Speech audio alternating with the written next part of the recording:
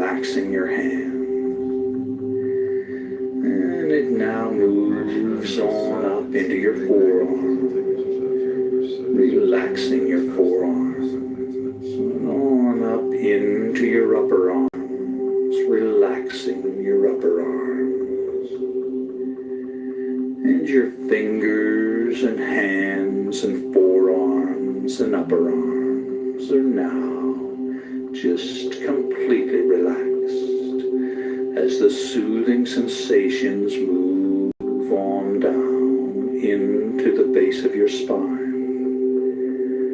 and then begin to move slowly up your spine, up your spine, up your spine, and into the back of your neck and shoulder muscles. And the back of your neck and shoulder muscles are now loose and limp, loose and limp, just completely relaxed. And the relaxing sensations now move on up the back of your neck and into your scalp, relaxing your scalp. Feel your scalp relaxing, and feel the relaxing sensations flow down into your facial muscles, relaxing your facial muscles, just completely relaxing your facial muscles. Allow a little space between your teeth, and your jaw is relaxed. And your entire body is now relaxed all over in every way. All tension is gone from your body and mind. All tension is gone from your body and mind. And it's time to imagine a bright white light coming down from above and entering your crown chakra of spirituality on the top of your head. Now this is the universal light of life energy. See it, feel it, create it with the unlimited power of your mind, and feel the light within you, flowing through your body and mind, filling you to overflowing with this bright white protectory light. And now vividly imagine the light concentrating around your heart area, and visualize it emerging from your heart area to totally surround your body with a protectory aura of bright white God light. And as you continue to listen to the sound of my voice, vividly imagine yourself in a situation in which you were going down, down, down, deeper and deeper down, as I count backwards from 7 to 1. Number 7, deeper, deeper, deeper, down, down, down. Number 6, deeper, deeper, deeper, down, down, down. Number 5, deeper, deeper, deeper, down, down, down. Number 4, deeper, deeper, deeper, down, down, down. Number 3, deeper, deeper, deeper, down, down,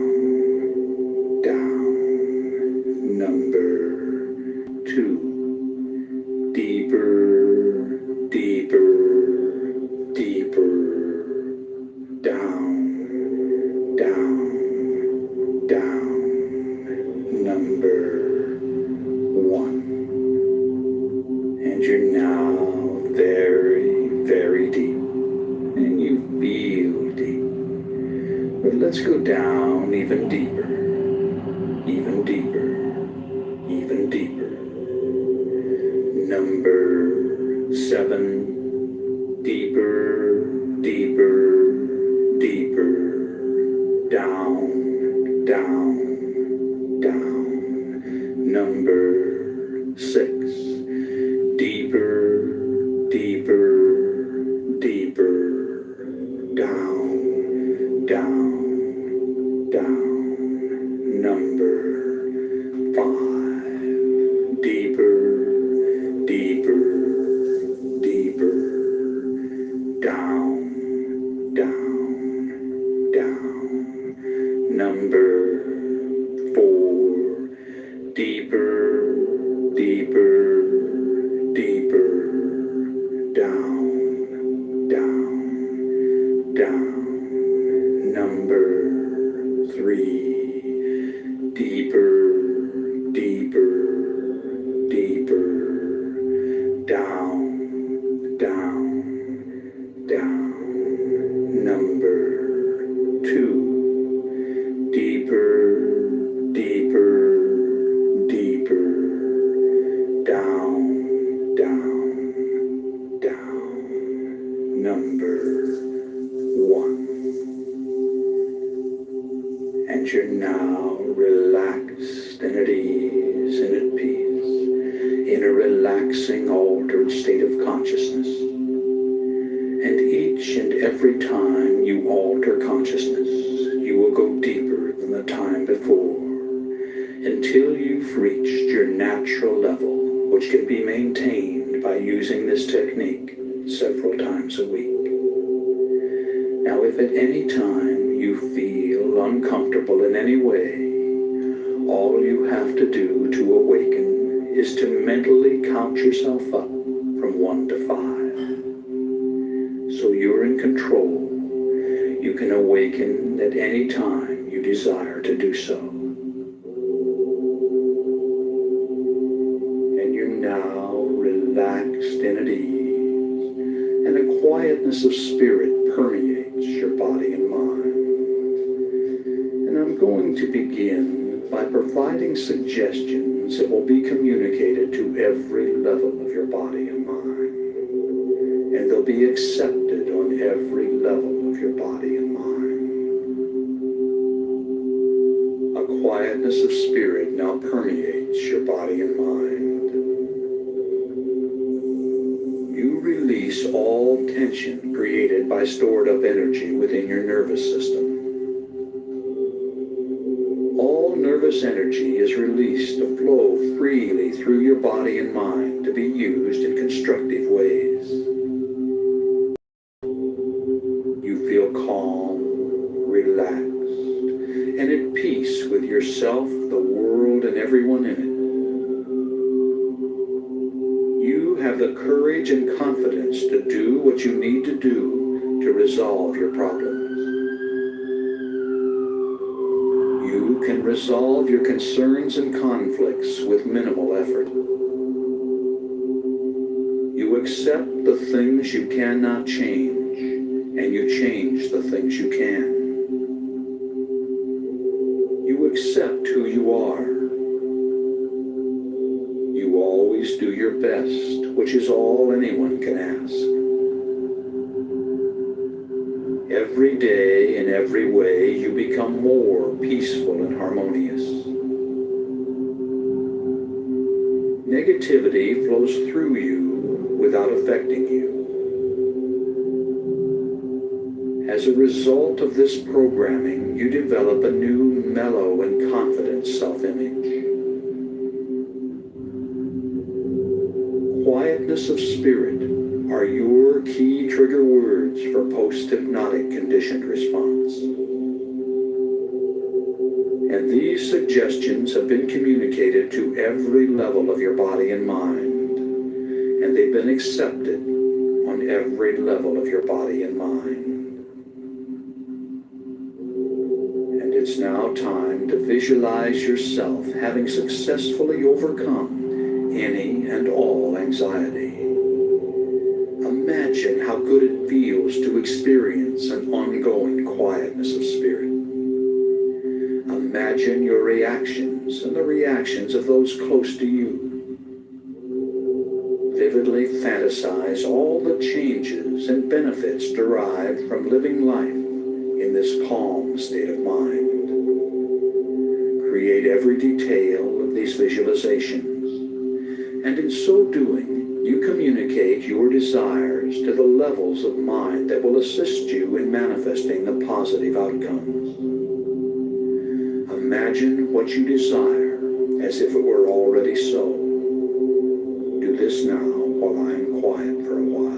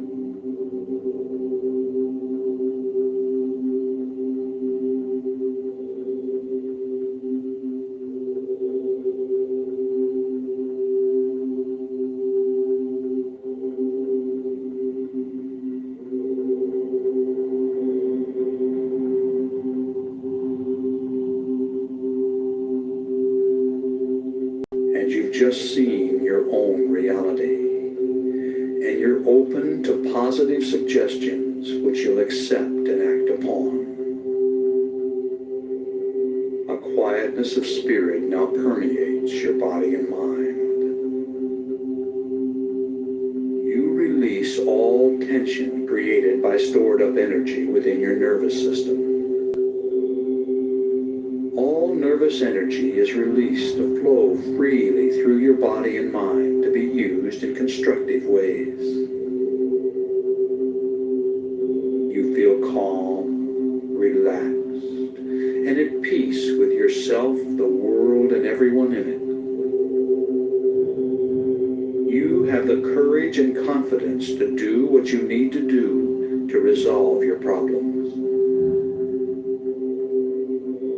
Can resolve your concerns and conflicts with minimal effort. You accept the things you cannot change, and you change the things you can. You accept who you are. You always do your best, which is all anyone can ask. Every day, in every way, you become more peaceful and harmonious. Negativity flows through you without affecting you. As a result of this programming, you develop a new, mellow, and confident self-image. Quietness of spirit are your key trigger words for post-hypnotic conditioned response. And these suggestions have been communicated to every level of your body and mind, and they've been accepted on every level of your body and mind. And these suggestions have been communicated to every level of your body and mind, and they've been accepted on every level of your body and mind. And it's now time to use a repeat technique to saturate your mind with a message. Together, we'll communicate it to every level of your being. So say the words along with me, silently in your mind. Shout them out silently, and hear them echo out across the universe and back to you. A quiet quietness of spirit now permeates my body and mind, and my stored up energy is released to flow freely through my system. A quietness of spirit now permeates my body and mind, and my stored up energy is released to flow freely through my system. A quietness of spirit now permeates my body and mind, and my stored up energy is released to flow freely through my system. A quietness of spirit now permeates my body and mind, and my stored up energy is released to flow freely through my system. A quietness of spirit now permeates my body and mind, and my stored up energy is released to flow freely through my system. A quietness of spirit now permeates my body and mind, and my stored up energy is released to flow freely through my system.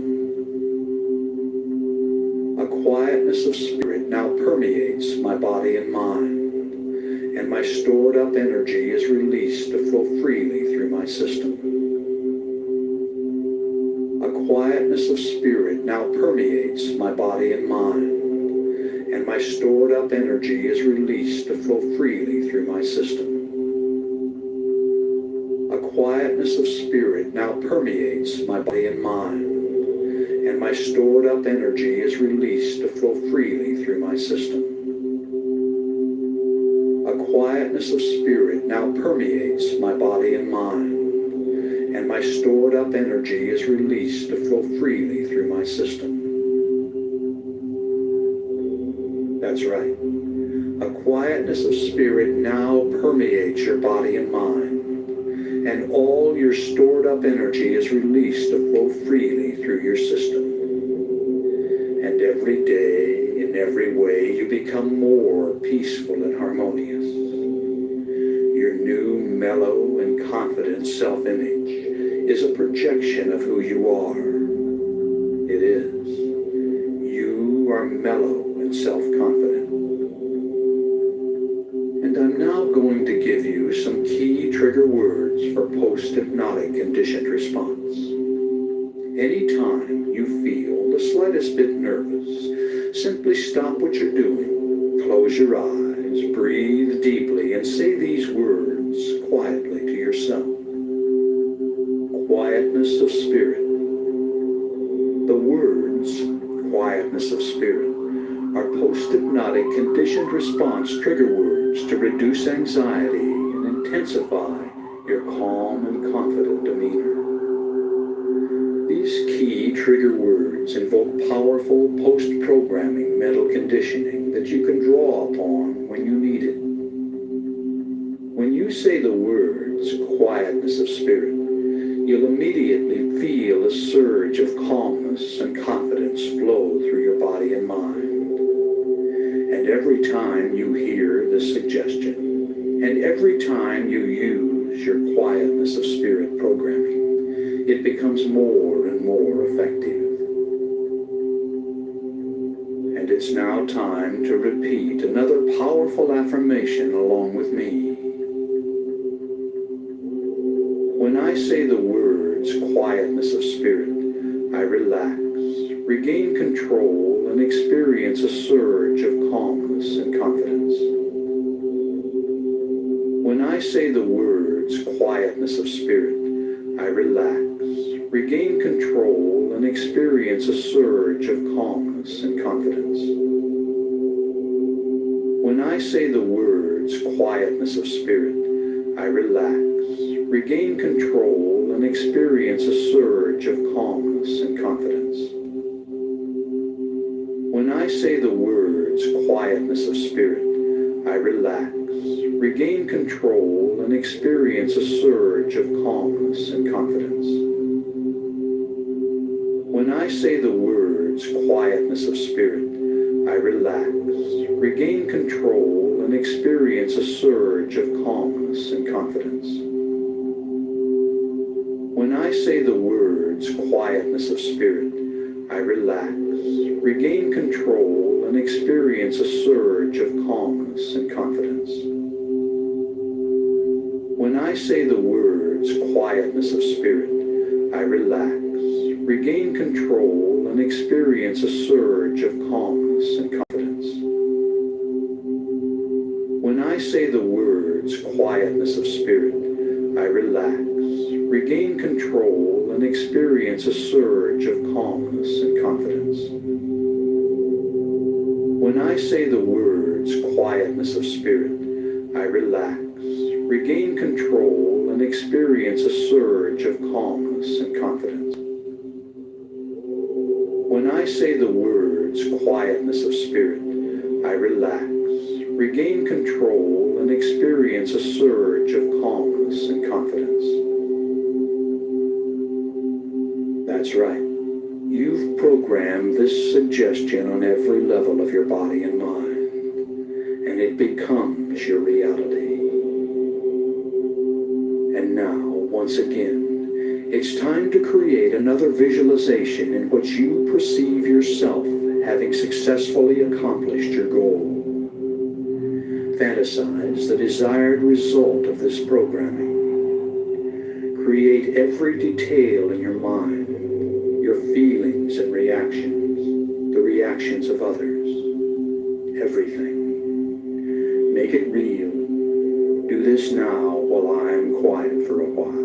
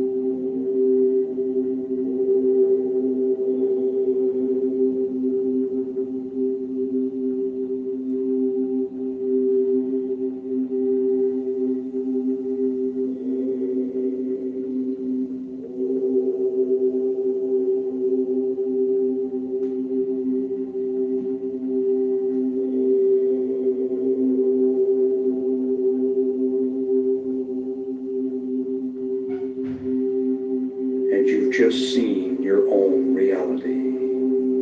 And upon awakening, you'll remember all that has been communicated. You'll awaken feeling as if you just had a refreshing nap. Your head will be clear, and you'll think and act with calm self-assurance, feeling glad to be alive and at peace with yourself, the world, and everyone in it. So let's come on up now. On the count of 5, you'll open your eyes and be wide awake. Number 1, feel the lifeblood returning to your arms and legs. Number 2, coming on up and at peace with all life. Number 3, coming on up feeling an internal balance and harmony. Number 4, recall the situation in the room. And number 5, wide awake, wide awake. Open your eyes and feel good. Number 5, wide awake.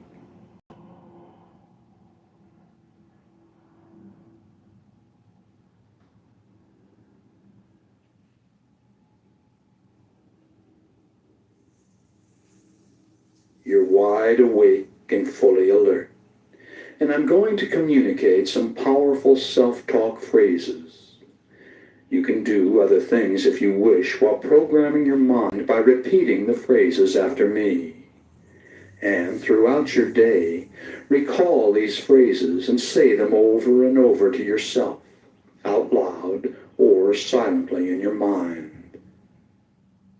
All right, now repeat each phrase after me. A quietness of spirit now permeates my body and mind.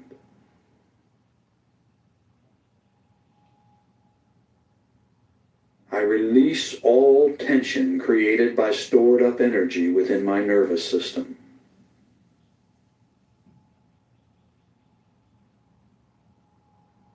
All nervous energy is released to flow freely through my body and mind to be used in constructive ways.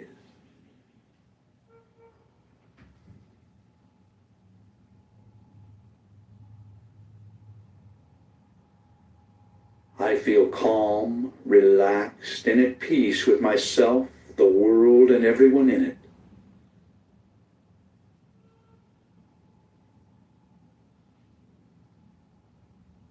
I have the courage and confidence to do what I need to do to resolve my problems.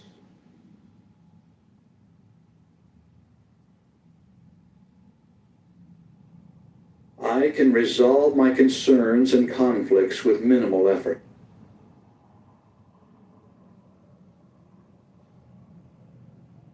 I accept the things I cannot change, and I change the things I can.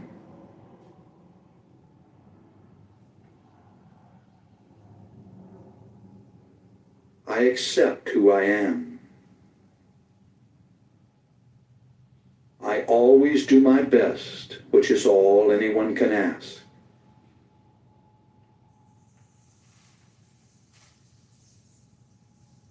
Every day, in every way, I become more peaceful and harmonious.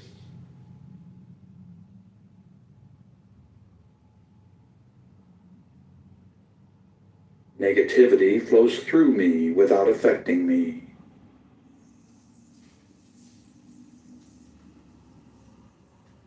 As a result of this programming, I develop a new mellow and confident self-image.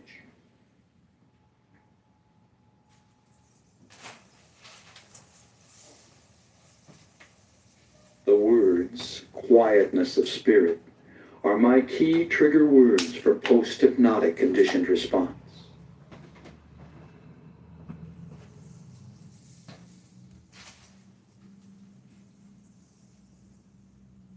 I accept all these self-talk suggestions on every level of my body and mind, and so it is.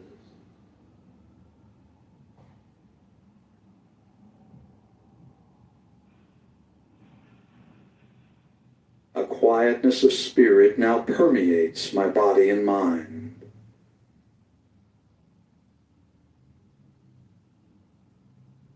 I release all tension created by stored up energy within my nervous system.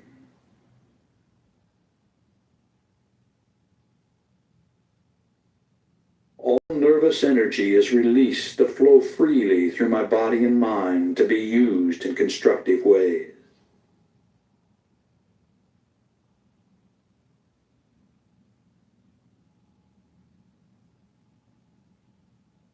I feel calm, relaxed, and at peace with myself, the world, and everyone in it.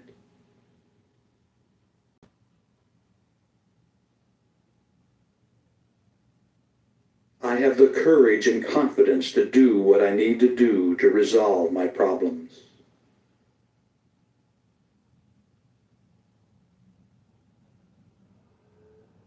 I can resolve my concerns and conflicts with minimal effort.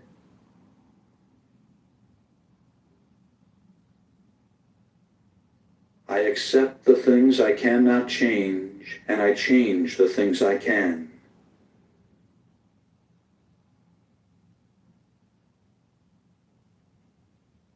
I accept who I am. I always do my best, which is all anyone can ask.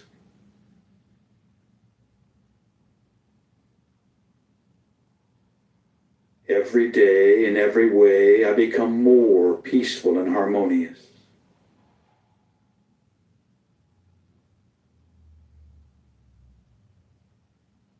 Negativity flows through me without affecting me.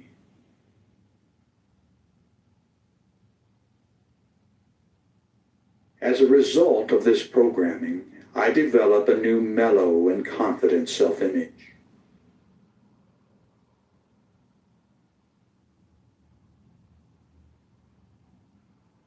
The words, words, quietness of spirit, are my key trigger words for post-hypnotic conditioned response.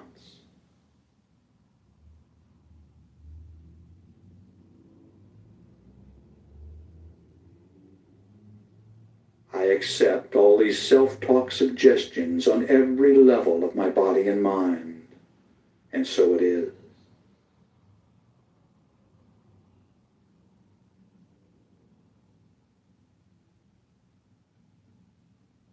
A quietness of spirit now permeates my body and mind.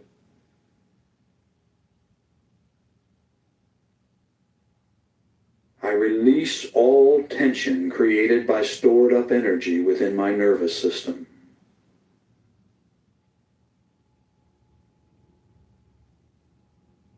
All nervous energy is released to flow freely through my body and mind to be used in constructive ways.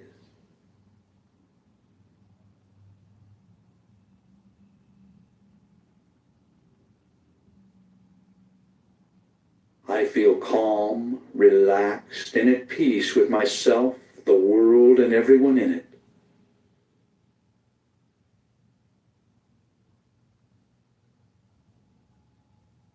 I have the courage and confidence to do what I need to do to resolve my problems.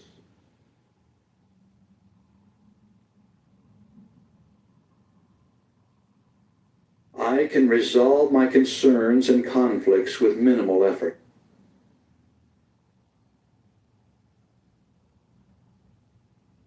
I accept the things I cannot change, and I change the things I can.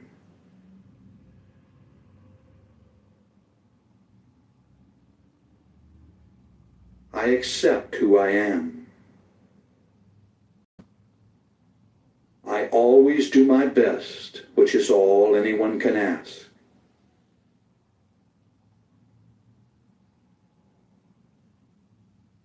Every day, in every way, I become more peaceful and harmonious.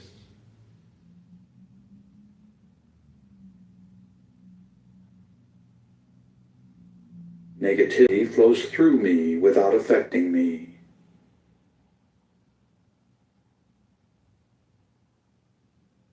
As a result of this programming, I develop a new mellow and confident self-image.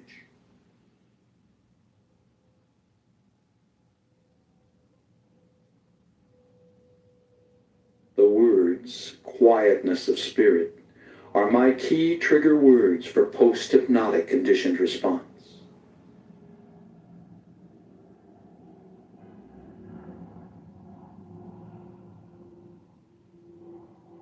I accept all these self-talk suggestions on every level of my body and mind, and so it is.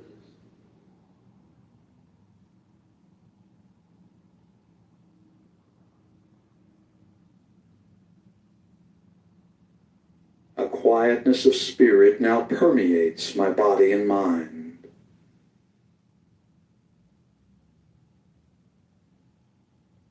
I release all tension created by stored up energy within my nervous system.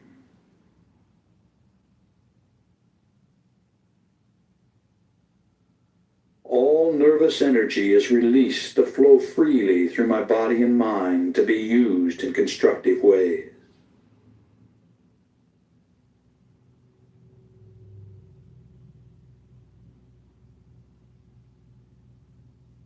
I feel calm, relaxed, and at peace with myself, the world, and everyone in it.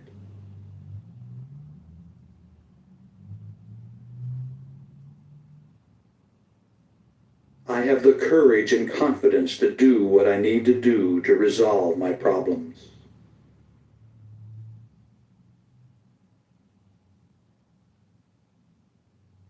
I can resolve my concerns and conflicts with minimal effort.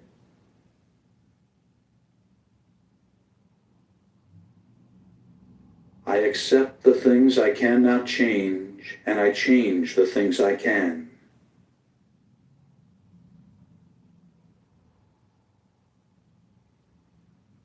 I accept who I am. I always do my best, which is all anyone can ask.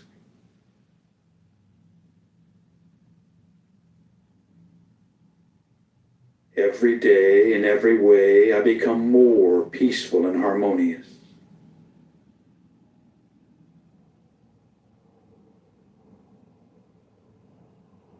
Negativity flows through me without affecting me.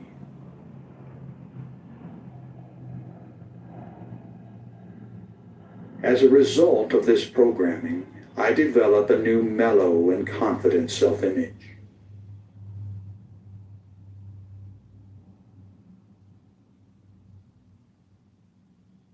The words, quietness of spirit, are my key trigger words for post-hypnotic conditioned response.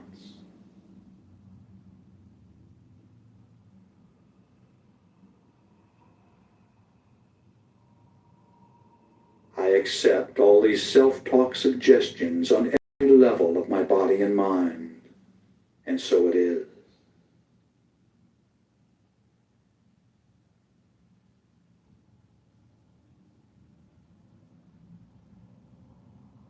A quietness of spirit now permeates my body and mind.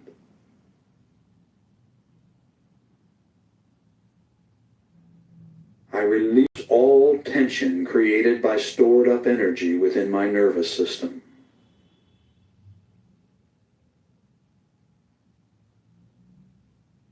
All nervous energy is released to flow freely through my body and mind to be used in constructive ways.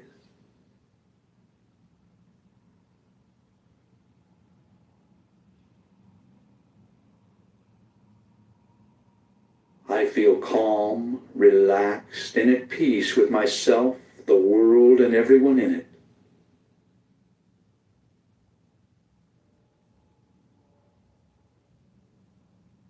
I have the courage and confidence to do what I need to do to resolve my problems.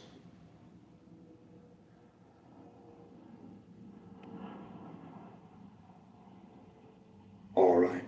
The self-talk phrases session is now complete, and in 20 seconds, the sleep programming introduction will begin.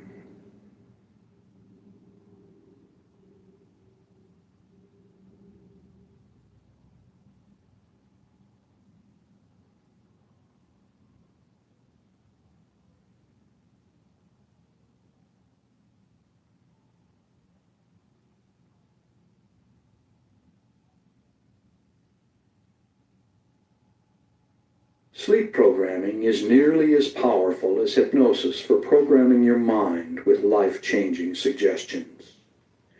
All you have to do is listen to the session as you go to sleep.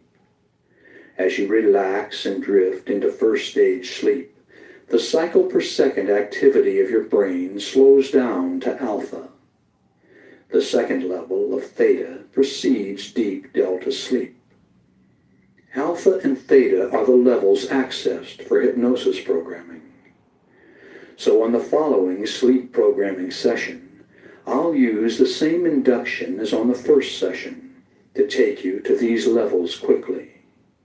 Then, as you cross over into natural sleep, you'll continue to hear the suggestions. These affirmations are phrased for maximum acceptance by all levels of your mind. The words fade away at the end of the session, telling you to sleep soundly through the night and to awaken inspired to begin a new day. All right, now make yourself comfortable and prepare to be programmed as you go to sleep.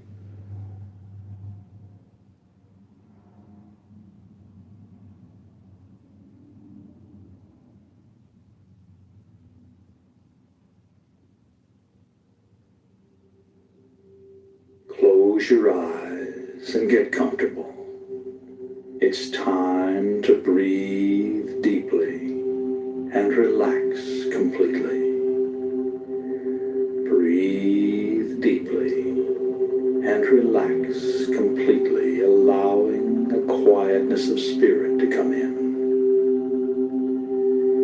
Feel the blood flowing through your arms and legs, through your body and mind. relaxing, relaxing, relaxing. Take a deep breath. Hold it as long as you comfortably can. And then let it out slowly through slightly parted lips. And when the breath is all the way out, contract your stomach muscles and push it even further out and further out. And then repeat this process of breathing deeply and relaxing completely. And if any outside thoughts should come into your mind, simply brush them aside and return your concentration to the sound of my voice, and breathing deeply and relaxing completely. Breathing deeply and relaxing completely. And now use your imagination and feel your body relaxing one part at a time in response to my words. Play the role, play the part, and mentally relay the relaxing suggestions into that part of your body, and feel them take effect. Feel your body relaxing, relaxing, relaxing. And the relaxing sensations are now coming into the toes of both of your feet at the same time, moving right on down into your arches, into your heels, and on up into your ankle. Completely relaxed, completely relaxed. And these soothing sensations are now moving on up your legs to your knees, relaxing all the muscles as it goes, and on up your legs to your thighs and to your hips, just completely relaxing. And your full attention is on the sound of my voice, as the relaxing sensations move into the fingers of both of your hands, relaxing your hands. And it now moves on up into your forearms, relaxing your forearms, and on up into your upper arms, relaxing your upper arms. And your fingers and hands and forearms and upper arms are now just completely relaxed as the soothing sensations move on down into the base of your spine, and then begin to move slowly up your spine, up your spine, up your spine, and into the back of your neck and shoulder muscles. And the back of your neck and shoulder muscles are now loose and limp, loose and limp, just completely relaxed. And the relaxing sensations now move on up the back of your neck and into your scalp, relaxing your scalp.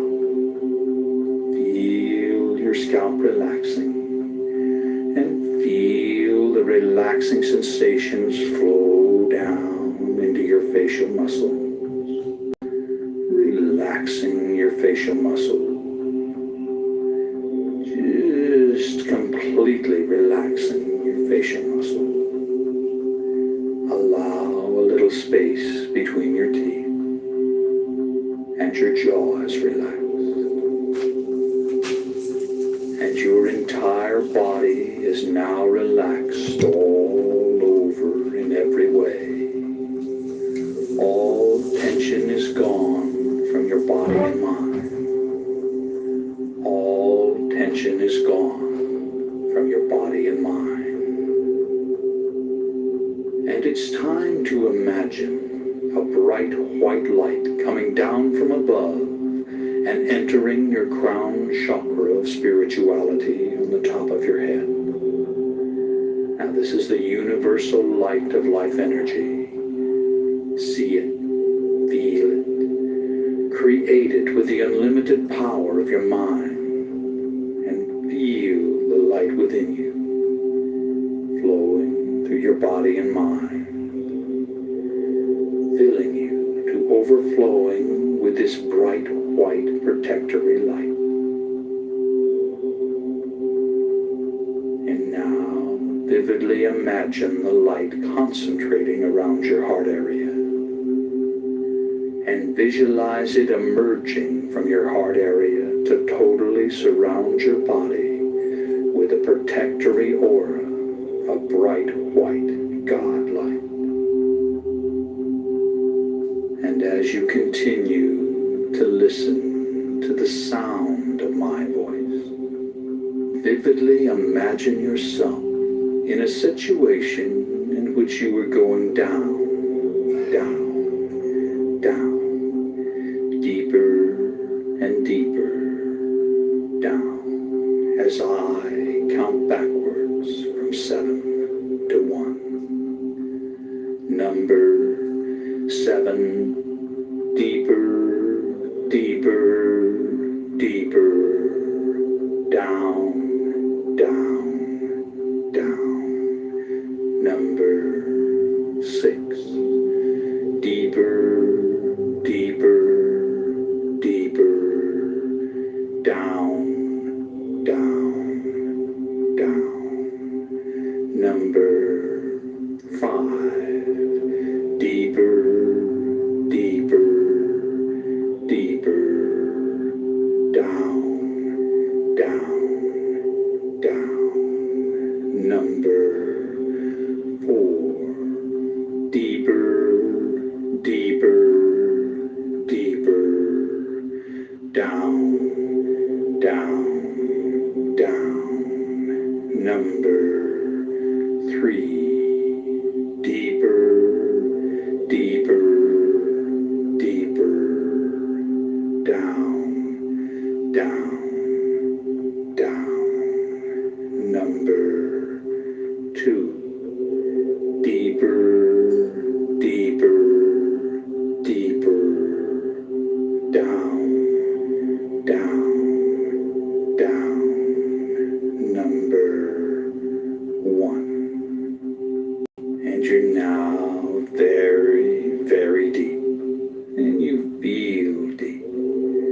But let's go down even deeper, even deeper, even deeper.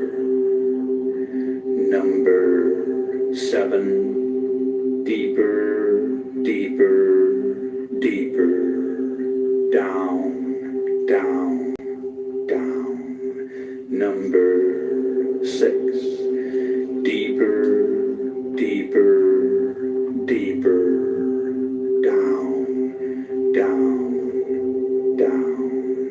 Number 5, deeper, deeper, deeper, down, down, down. Number 4, deeper, deeper, deeper, down, down, down. Number 3, deeper, deeper, deeper, down, down, down. Number 2, deeper, deeper, deeper, down, down, down. Number 1. And you're now relaxed and at ease and at peace in a relaxing, altered state of consciousness. And each and every time you alter consciousness, you will go deeper than the time before, until you've reached your natural level, which can be maintained by using this technique several times a week. Now, if at any time you feel uncomfortable in any way, all you have to do to awaken is to mentally count yourself up from 1 to 5. So you're in control. You can awaken at any time you desire to do so. And your body is relaxed. Relaxed. And your mind is relaxed as you cross over into sleep. A peaceful, relaxing sleep. Peaceful, relaxing sleep. And you're at peace with yourself, the world, and everyone in it. As you go to sleep, go to sleep, go to sleep. A deep, peaceful, harmonious sleep. Sleep. And you're going to sleep. And as you do, you accept the suggestions you hear. You accept the suggestions you hear. As you go to sleep, go to sleep, go to sleep. And the suggestions become your reality. The suggestions are accepted on every level of your body and mind, and they become your reality. You fulfill your desire. You do. You accept this. You accept the suggestion. You accept the suggestions as you go to sleep. Go to sleep. Go to sleep. A quietness of spirit now permeates your body and mind. You release all tension created by stored up energy within your nervous system. All nervous energy is released to flow freely through your body and mind to be used in constructive ways. You feel calm, relaxed, and at peace with yourself, the world, and everyone in it. You have the courage and confidence to do what you need to do to resolve your problems. You can resolve your concerns and conflicts with minimal effort. You accept the things you cannot change, and you change the things you can. You accept who you are. You always do your best, which is all anyone can ask. Every day, in every way, you become more peaceful and harmonious. Negativity flows through you without affecting you. As a result of this programming, you develop a new, mellow, and confident self-image. Quietness of spirit are your key trigger words for post-hypnotic conditioned response. And these suggestions have been communicated to every level of your body and mind, and they've been accepted on every level of your body and mind. A quietness of spirit now permeates my body and mind, and my stored up energy is released to flow freely through my system. A quietness of spirit now permeates my body and mind, and my stored up energy is released to flow freely through my system. A quietness of spirit now permeates my body and mind, and my stored up energy is released to flow freely through my system. A quietness of spirit now permeates my body and mind, and my stored up energy is released to flow freely through my system. A quietness of spirit now permeates my body and mind, and my stored up energy is released to flow freely through my system. A quietness of spirit now permeates my body and mind, and my stored up energy is released to flow freely through my system. A quietness of spirit now permeates my body and mind, and my stored up energy is released to flow freely through my system. A quietness of spirit now permeates my body and mind, and my stored up energy is released to flow freely through my system.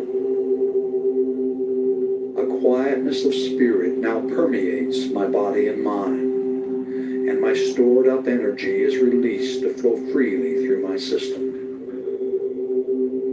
A quietness of spirit now permeates my body and mind, and my stored up energy is released to flow freely through my system. When I say the words quietness of spirit, I relax, regain control, and experience a surge of calmness and confidence.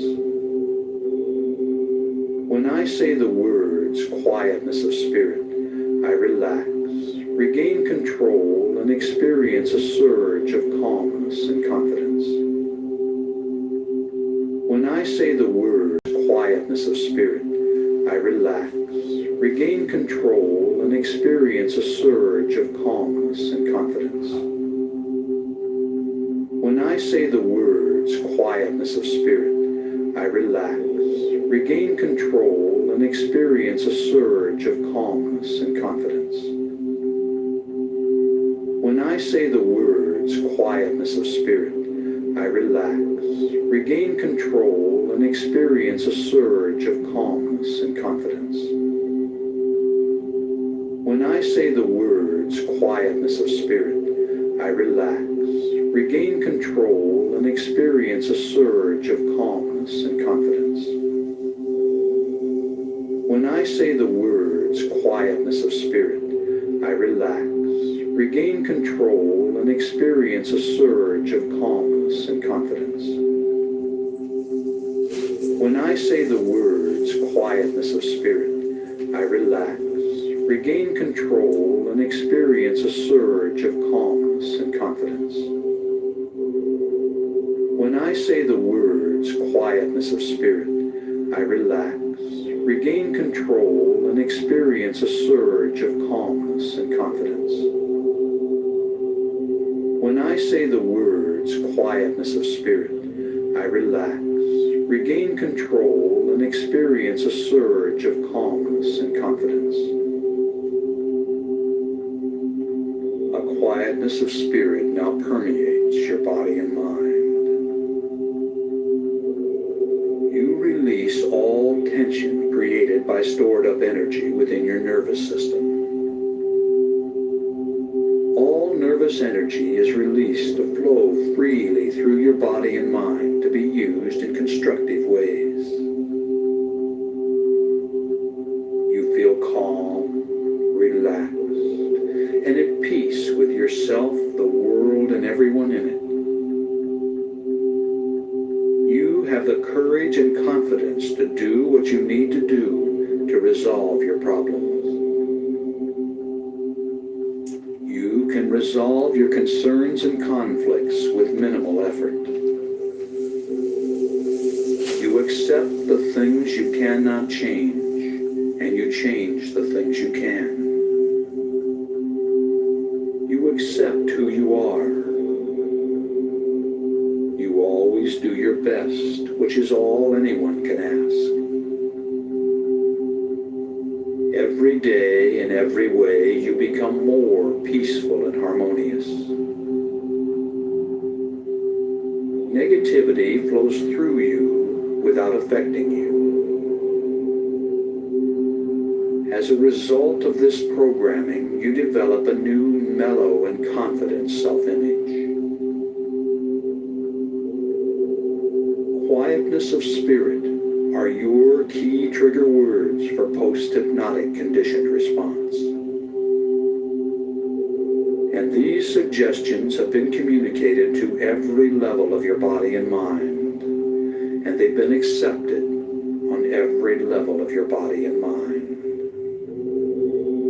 Quietness of spirit now permeates my body and mind, and my stored up energy is released to flow freely through my system. A quietness of spirit now permeates my body and mind, and my stored up energy is released to flow freely through my system. A quietness of spirit now permeates my body and mind, and my stored up energy is released to flow freely through my system. A quietness of spirit now permeates my body and mind, and my stored up energy is released to flow freely through my system. A quietness of spirit now permeates my body and mind, and my stored up energy is released to flow freely through my system. A quietness of spirit now permeates my body and mind, and my stored up energy is released to flow freely through my system. A quietness of spirit now permeates my body and mind, and my stored up energy is released to flow freely through my system. A quietness of spirit now permeates my body and mind, and my stored up energy is released to flow freely through my system. A quietness of spirit now permeates my body and mind, and my stored up energy is released to flow freely through my system. A quietness of spirit now permeates my body and mind, and my stored up energy is released to flow freely through my system. When I say the words quietness of spirit, I relax, regain control, and experience a surge of calmness and confidence. When I say the words quietness of spirit, I relax, regain control, and experience a surge of calmness and confidence. When I say the words quietness of spirit, I relax, regain control, and experience a surge of calmness and confidence. When I say the words quietness of spirit, I relax, regain control, and experience a surge of calmness and confidence. When I say the words quietness of spirit, I relax, regain control, and experience a surge of calmness and confidence. When I say the words quietness of spirit, I relax, regain control, and experience a surge of calmness and confidence. When I say the words quietness of spirit, I relax, regain control, and experience a surge of calmness and confidence. When I say the words quietness of spirit, I relax, regain control, and experience a surge of calmness and confidence.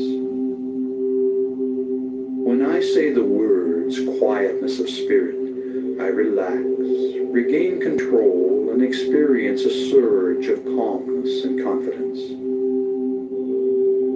When I say the words quietness of spirit, I relax, regain control, and experience a surge of calmness and confidence. A quietness spirit now permeates your body and mind. You release all tension created by stored up energy within your nervous system. All nervous energy is released to flow freely through your body and mind to be used in constructive ways. You feel calm, relaxed, and at peace with yourself, the world, and everyone in it. You have the courage and confidence to do what you need to do to resolve your problems. You can resolve your concerns and conflicts with minimal effort. You accept the things you cannot change, and you change the things you can. You accept who you are. You always do your best, which is all anyone can ask. Every day, in every way, you become more peaceful and harmonious. Negativity flows through you without affecting you. As a result of this programming, you develop a new, mellow, and confident self-image. Quietness of spirit are your key trigger words for post-hypnotic conditioned response. And these suggestions have been communicated to every level of your body and mind, and they've been accepted on every level of your body and mind.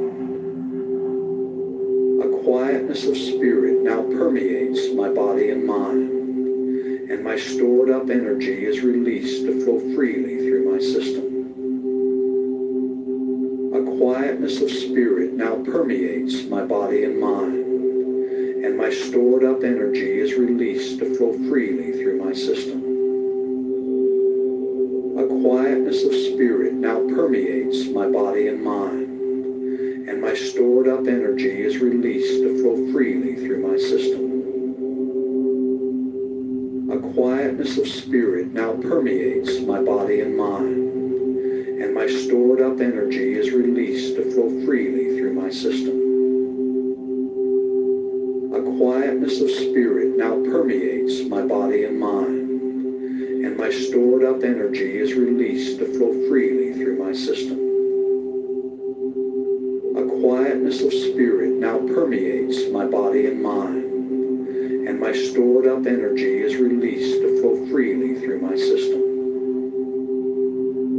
A quietness of spirit now permeates my body and mind, and my stored up energy is released to flow freely through my system.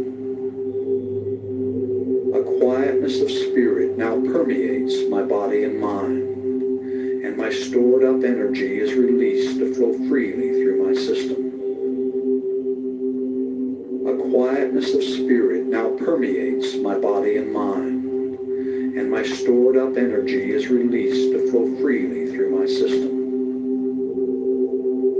A quietness of spirit now permeates my body and mind, and my stored up energy is released to flow freely through my system. And you sleep peacefully through the night and awaken in peace with yourself, the world, and everyone in it. And you'll awaken feeling glad to be alive, refreshed, and thinking and acting with calm self-assurance, and inspired to begin a new day. And you accept these suggestions as you go to sleep. The suggestions are accepted on every level of your body and mind, and they become your reality. You fulfill your desires. You do. You accept this. And you accept these suggestions as you go to sleep. Go to sleep. Go to sleep. Go to sleep. And you accept these suggestions as you go to sleep. Go to sleep. Go to sleep. Go to sleep. And you accept these suggestions as you go to sleep. Go to sleep. Go to sleep. Go to sleep. And you accept these suggestions as you go to sleep. Go to sleep. Go to sleep. Go to sleep. And you accept these suggestions as you go to sleep. Go to sleep. Go to sleep.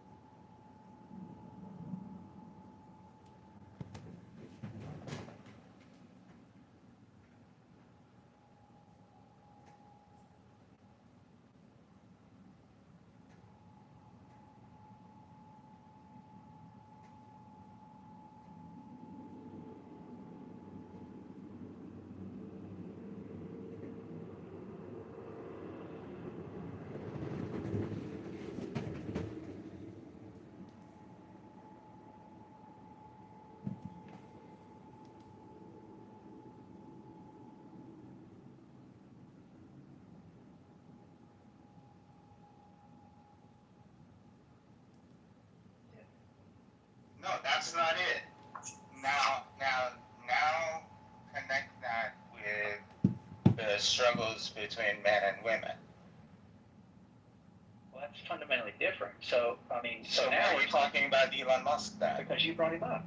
No, I did not bring him up. Maybe I can jump over this. This is painful. Look, Brian, you're an equality guy. You're not an equity guy. That's the bottom line. You're not for equity. You're for equality. That's fine. That's where you stand.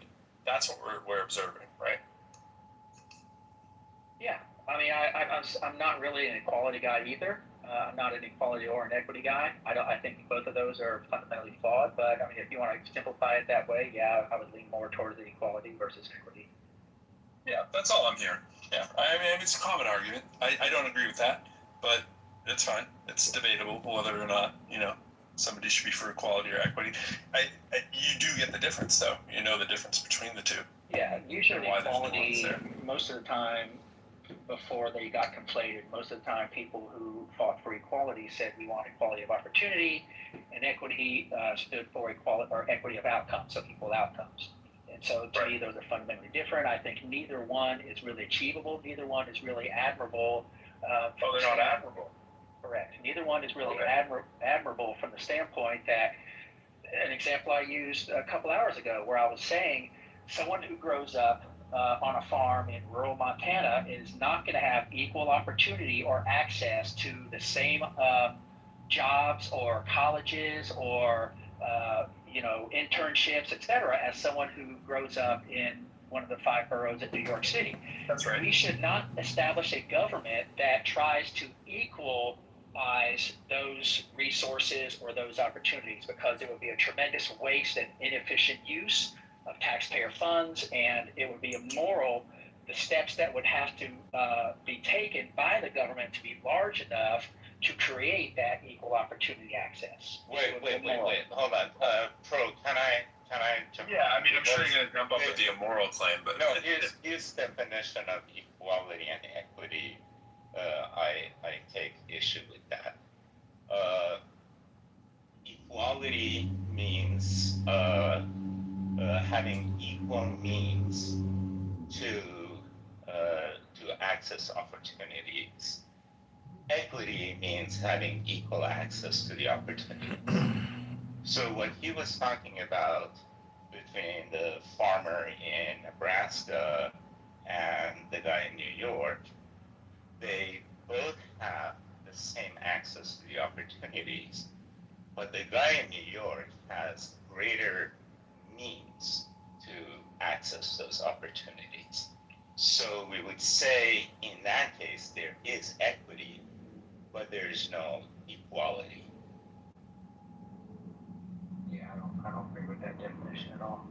I don't think that's how it's intended. What is it? I'm more interested. I don't really have as big of a problem. If you want to define equity as the outcomes, I'm fine. I get generally what you mean, that it's not a horrific distinction. But now that we've made the distinction, I'm really interested in why you think equity isn't something that's something we should be. I forget the exact word to use. What did you use? It's not applaudable or whatever it was. It's not admirable. Admirable, yeah. Why is seeking out equity not admirable? That was an interesting one. Well, can we agree that equity means equal outcomes? Generally, I'll like I said, it's not that. That's no. I disagree with that because you can have somebody is more intelligent than the other one. Yeah, so right. It's not equal outcomes. It's having equal access. It's the opportunity. Yeah, it's the opportunity to get the outcome. Right. It's having equal access, not equal outcomes. Yeah, but it is outcome focused. It is outcome focused stuff. That's fine. Let's go with that. No, it is not. It is starting point focused, not outcome focused. Yeah, but are you starting out with the same? We're saying the same thing, Sam. What I mean is so that you can achieve the desirable outcome, right? It's like so desirable for you. Well, I'm saying if somebody obviously we know the metaphor with the equity of the kid on the bench. He needs to stand up higher to see over the fence. He needs a higher bench, right? We know all that, but what the outcome is, so he can see over the fence, right? Like that's what I'm saying. And so no, that is not the outcome. Okay. That's not the desired outcome. Yes. The guy's too short. But I mean that was what I was saying. That equality is having the means to be able to enjoy the access to the opportunity. Equity is having the access to that opportunity, having equal access to that opportunity. Right, but what we're saying is that you might need different levers, right? You might need, like, the example would be taller ladder to see over the fence. All right. Providing the equity to get the outcome. That's what I mean by the outcome. He's divorcing outcome. He's divorcing the notion. That's fine. That's fine. It's not. But get to why it's not. Get to why that's not an admirable thing. Right. So even if we take Sam's definition, it still doesn't work, because what happens is what he's talking about is redistribution. What he's talking about is if Elon Musk makes $1 trillion and I make, what I make, then, much less, then I don't have the same opportunity or access to companies or influence or profit or whatever the difference is in that difference, that differential in that example, that comparison.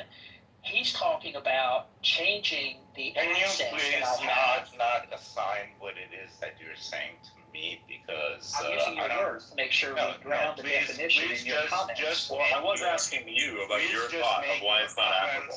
Without referring to what I said. We can pretend Sam's not here. I can take issue. Well, I tried to use my own definition and you interrupted me. Well, I'm That's why we asked for Should I use my definition or should I use your definition? I said go ahead and use your This is so meta, bro. definition. I'm Just staying go out to of this. Well, he keeps This is interrupting what me. I'm He doesn't like that I use my You definition. keep bringing him and he into the doesn't like context. that He doesn't need to be brought into the context. What is your Okay. freaking definition of why equity is not admirable, or Okay, explanation? so then I'll use my definition and Sam can just butt out and then wait till I'm done. That's great. So my definition of equity is equal outcomes. And it's similar in the problems that we encounter when we try to equalize access or opportunities because of the examples that I gave. Not only that, but you also have to factor in individual differences. Some people are more ambitious. They're taller. They're Just to remind everyone, you said that all of Europe was less ambitious than the United States. Okay, cool. All right, we're back on Well, that. that's a cultural thing. That's an effect of their. Well, this is a belief that you have, is what it is. It's not a fact. It's a belief that you have. It's a weird belief that you would assign that to an entire continent, but that's another thing. So just putting that on the table for all those who came to the game late, since you want to evoke ambition. Sure.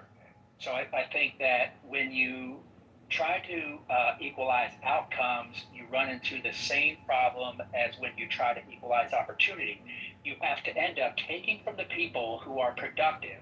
You have to take from, you have to use things like affirmative action. So if, as you were saying earlier, if we just take merit on its own, as its own standard and on metric, then only Asians would get into the higher universities, right? So that was your No, that was actually Benjamin's point. So wait, hold on. Equity is not not a comment. equity is not the same thing as equal outcomes. No, it's I'm not. not sure But I'm not sure what I know what he's trying to smuggle in there, and I know why Sam obviously They're is both flawed. I pushback don't against it. care whether No, it's just it's the way still that you. redistribution. The problem You're not with redistribution. You're is you not have to saying the cheat whole some sentence people. with outcomes is what you're doing. It's we're concerned about the potential to reach the outcome by not hamstringing someone at the start. That's it. I'm giving you what you need at the beginning so it's possible for you to attain the outcome. When we're talking about degree attainment Where in does higher that come education, from, though? I don't know where it comes from. It can come from a whole myriad of Think it places. through. But Think it use through. no, I don't need Where to does that think it research through. I'm come telling you from? there's a variety of possibilities of where It that has to can come from somewhere. Sure can, but there's a variety of ways that it can come from. You seem to be stuck on one of them. What we're trying to do is say, who is getting the bad end of the deal here? Is it poor Elon Musk because he has to give up a little bit more of something? Is that what we're getting at? What I'm saying is, when you take that principle and you apply it throughout a society, you Yeah. see that when redistribution, this notion and this scheme is put into practice, Socialism. you run into things that you run into these socialist outcomes where Socialist objectives. you decrease ambition, decrease productivity, you Do you really? decrease patents. Yeah. Do you? Okay. Yeah. So the efforts of socialism are to decrease ambition. Yet Elon Musk, who benefited off of the idea of socialism, where he's had government subsidies finance his entire corporation for years. Somehow the guy you think is Mr. Ambition has a lack of it now all of a sudden. I think in that way he's getting. He has benefited from socialism more than any human I can point to. Yeah, I can't think of another person who's benefited from socialism more. His cars were the principal part of how he started to get to where he is now, drive on public roads. He had subsidies from the government, which are paid for by taxpayers, to make that company happen. Then he gets government contracts from NASA to put his satellites in the sky that he turns a profit on so that he can actually sell access to the internet to mostly third world nations who do not have decent access to Wi-Fi. That's his business plan. There's no more robbing from the poor to give to the rich business plan that I can think of that benefits off of corporate socialism and socialism in our government here, particularly in the United States, one that he has access to unlimited since Trump let him in and do the Doge, than anybody I can think of. So congratulations, Mr. Ambition has succeeded off of socialism, and you don't see it.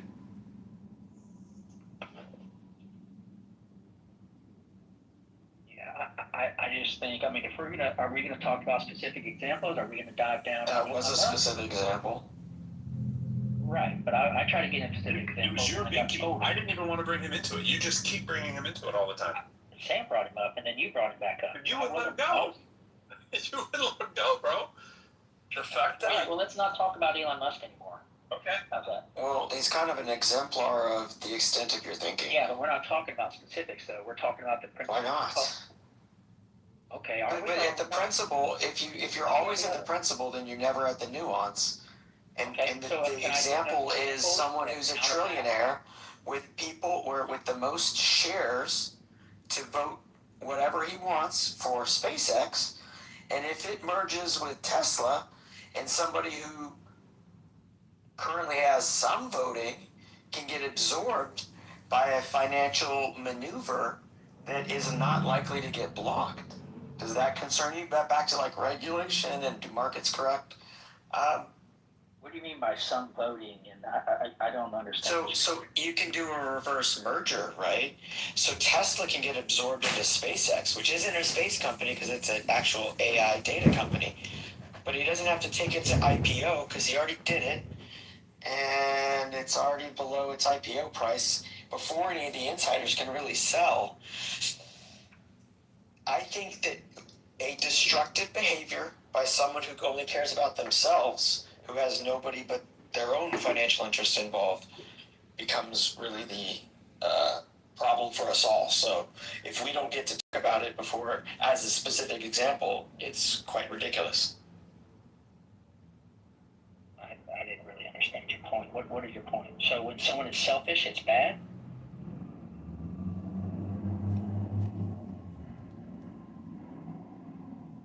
You really lost me.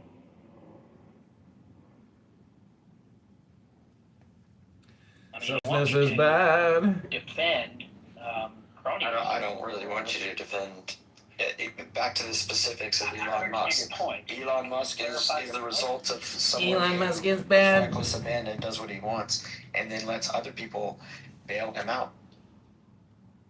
Well, I mean, did he not repay the loans with interest ahead of time that he took from the government? I mean, that's What are you referring to? Which company? Huh? I'm referring to Twitter. To the people who gave him money get bailed out. Well, I guess they're on their way to figuring that out with the IPO of SpaceX. He took money from the Is that a good deal? to buy. No, which government? Who are you referring? I'm not. My criticism about Elon Musk. So just to clarify, just want to clarify, Brian. I'm going to clarify. I don't care whether or not you're referring to treasuries monies from the U.S. government, or we're talking what Pro and I are talking about is more.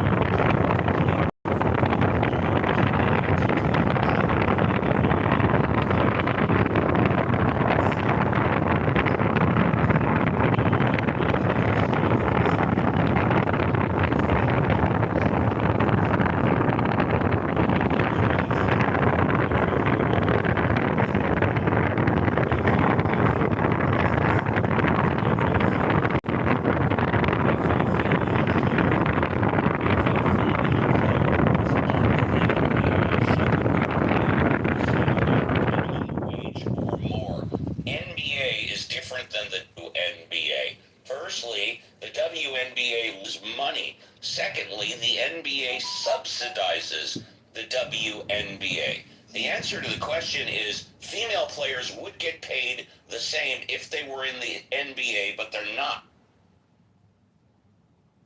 No, they wouldn't. Yes, they would. If I'm not mistaken, you can fact check.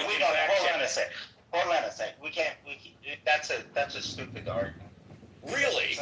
Because it's not a factual argument. It's an opinion argument. We don't know. The question is, would they get paid the same? And the answer is, if they were in the NBA, they would. No.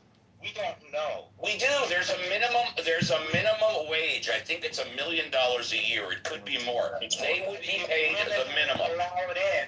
If women were allowed in, would that women are free to try out for the NBA or not? Let's not argue that point. That's not the point. That's not the point we're arguing. Okay? The thing is that doing the same job, and WNBA and NBA are not doing the same job because you're not doing the same number of products. You're not selling the same amount of ads. Ad space is not worth as much, and therefore it is not the same job. That's what I said. Different job. It's being But like this falls apart, dude. Company. It's like being the CEO of a startup company versus being the CEO of Exxon. They're both CEOs, but they're completely different jobs. And so yes, the CEO of a startup company doesn't get paid as much as the CEO of Exxon, even though they're both CEOs. Yeah, What about my OnlyFans, though? My OnlyFans doesn't make as much as the average female. Why is this the case? This gender inequality, I should be equitized, right? I'm being serious. I think you guys are all talking past each other. And you shouldn't. That's not what equity is. Engage in. You guys are talking all past each other because women's basketball and men's, they compete in the same overreaching sport and entertainment, but the target different consumer audiences. Their viewership and revenue is different, target demographics is different, and their shared infrastructure and labor markets are completely different. But as a sport, it's the same, but the market should hold. The CEO No, of my it's company and the CEO of Pfizer play in the same space, which is pharmaceutical companies.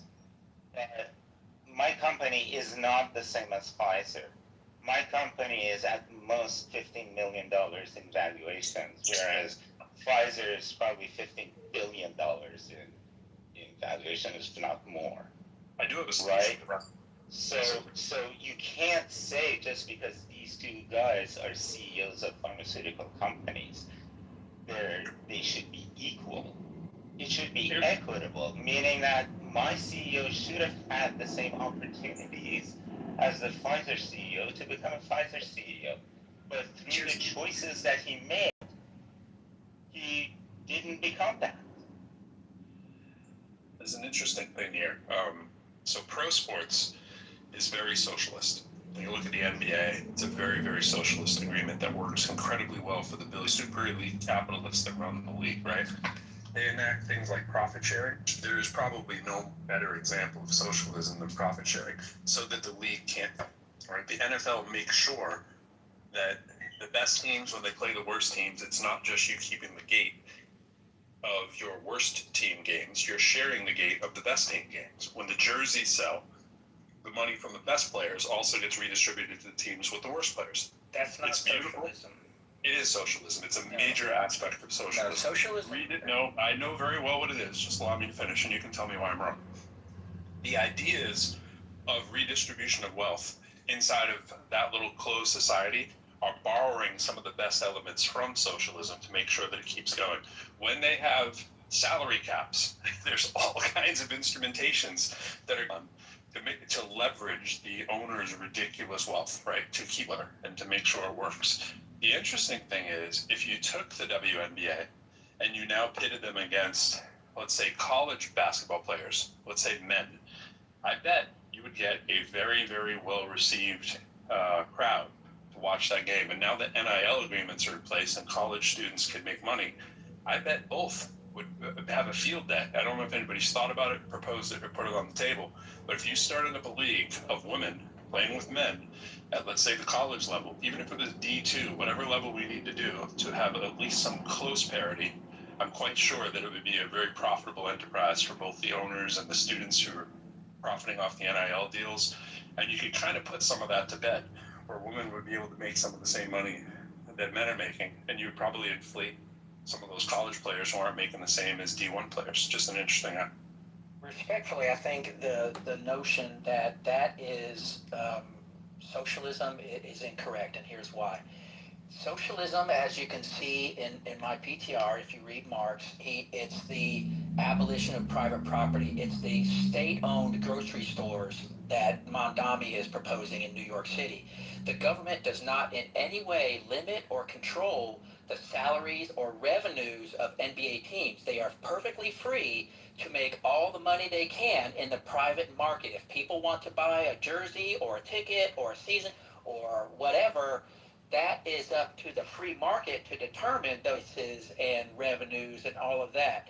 Just because on the tail end they some of that money to keep lesser revenue generating teams is not socialism. Socialism is the gut-run, controlled corporation or industry. If it was socialism, the government would be dictating to the NBA how much money they could make, how much they could pay, how much they could charge for tickets, all those things. You conflated some communism. You did that wrong. You conflated some communism Socialism in them. so wrong. Because socialism allows for private ownership of property.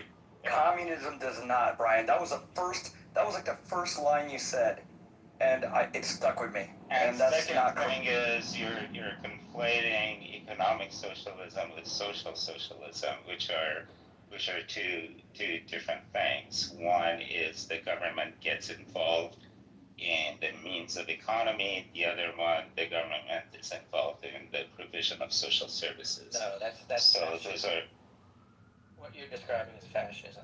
Fascism is you're totally you're now totally off the reservation. Fascism is where you have the private sector able to generate wealth. It's just the government comes in and dictates where that money That is not fascism, Brian. That is not fascism. You can have capitalism in a fascist hold on a country. second, Brian. By saying that, you have shown that you really are not equal to me in this conversation. I don't think you understand socialism at all. Actually, Brian, it's not my place. Okay, I think where did fascism come You're from? way below me. Where did fascism come from? I believe the first guy to implement it was Mussolini in Italy. Yeah, and what was the way he operated? So there were private companies, but he got involved with dictating. It has nothing to do with the private companies. Go again. How did he operate as a leader? Well, that's my claim. You tell me. He operated by showing like power and like basically ruling with an iron fist. That's what fascism. No, ruling with an iron fist is completely different from what a corporation. Echoes 14 points of definition. How is that different from what I said though in the economic factor? No, economic is different, completely We're different. pretty far off. One's a government, dude.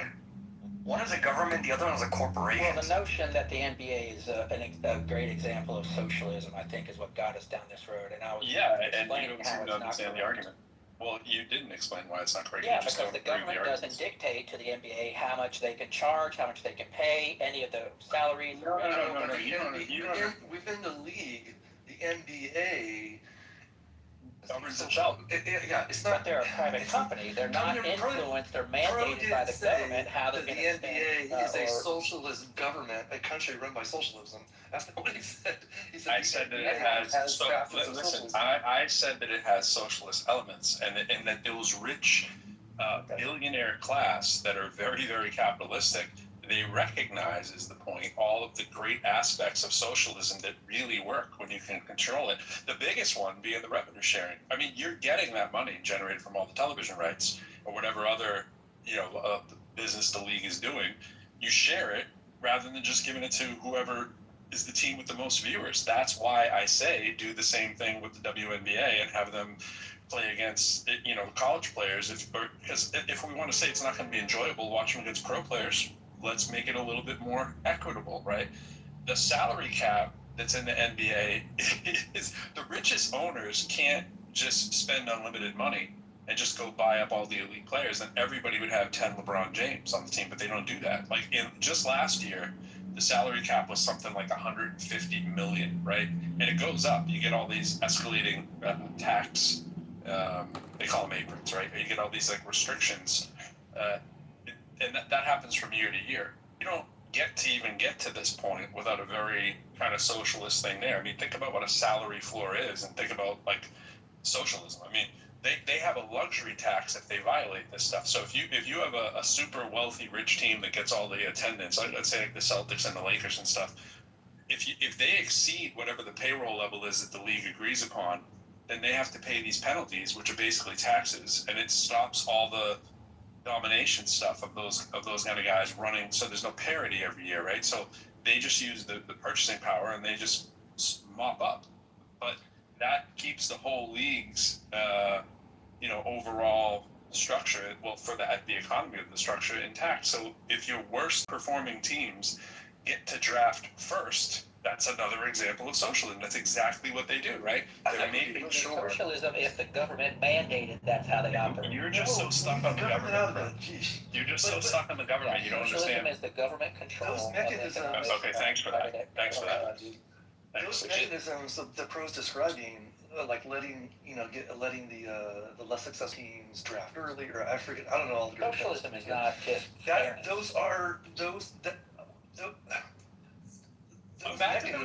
those mechanisms.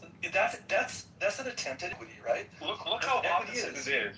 Look how opposite it is from capitalism, right? Imagine that Apple had the best year, so Walmart gets first choice of the top graduating engineers in their class, right? Like that's how stupid it would be, so that you can see the juxtaposition of the two, and what you would have your panties in a bunch if that ever happened, right? Only if the but government literally, that's what they're doing, and it's a bunch of billionaires who are the most capitalistic people we have in society are using all the elements of socialism because it works when they do it cohesively together for their benefit. If a company like SpaceX or Tesla or whatever is able to attract the top graduates and top engineers, whatever, and the government is not in any way involved, then that's not socialism. That's just that company being a great place to work. Right. Exactly. That's capitalism. So there's nothing socialist about that. Right. No, I agree with you. That's pretty capitalist. That's kind of what we do. What I'm saying is if you want to bring more equity into it, which was the conversation, you do what these capitalists are doing in their little fake created universe and government that creates unprecedented wealth, right? The maximum salaries, right? Like your best employee, imagine that you said you would be devastated if all of a sudden we said CEOs can only make $10 million a year. I mean, I would be advocating for it, and so are they, right? They don't want LeBron James or Curry or whoever to be able to make $2 billion. So guess what they do? They say there's a salary cap and the team can't exceed it. And that, now granted, they make a crap ton of money. You can argue that, like $60 million a year. The NBA makes the most money out of all and including soccer. They make all the most money per player because there's only 15 really, 15 players on 30 teams, 450 players in the world who are doing that job. They don't have like big teams like United States football teams and baseball teams, whatever, but they got collective bargaining, bro. The players sit around, they organize, they got a union. What does that sound like, right? They negotiate the whatever the compensation is, right? And the stuff that other capitalists get their panties in a bunch for, but this works. This makes the league go around, and it makes the rich get richer. It makes the workers get relatively rich by comparison, and everybody's pretty happy in that fake little bubble world. Now, the problem with it is the regular person can't afford the commodity. So you can argue that there's some issues there too. But it's not stopping that thing from being super hyper capitalistic to everybody else's accord. Because it sounds crazy to say the NBA is socialist, but they really are. It's just that there's a bunch of elite capitalists running the scene behind it. And that's all people, they share income. Can I ask you a question, Pro? Can we go back to is equity in education immoral? Because that's what you were really, we kind of diverged from that. Oh, that was you mean like, is it immoral to have a wheelchair ramp? Well, equity in education, is it immoral? Well, that's what you were saying earlier that Brian Yeah, was disagreeing. it sounds like you'd be disagreeing with the idea that we should have a wheelchair ramp. No, I don't think so. I think that it depends entirely how it's defined and implemented. Like if you say education, and I'm talking about education, like lowering academic standards or restricting advanced programs just to get more equity in there, that's immoral, or it could be argued as that. But isn't it? Wait. Right. Miguel, hold on a sec. The equity in education will look exactly the same way as Pro described equity in the NBA. All NBA players are qualified to be in the NBA. That's right. But no team will have a monopoly on the top players. And the salary of the players are regulated. But most importantly, this is where equity is not outcome dependent, in that at the draft stage, where we see the most equity being played out, no one will expect that all the teams will win the final. Everybody knows that only one team will win the final. So in that sense, outcome of the NBA season has nothing to do with equity. The draft stage has everything to do with equity.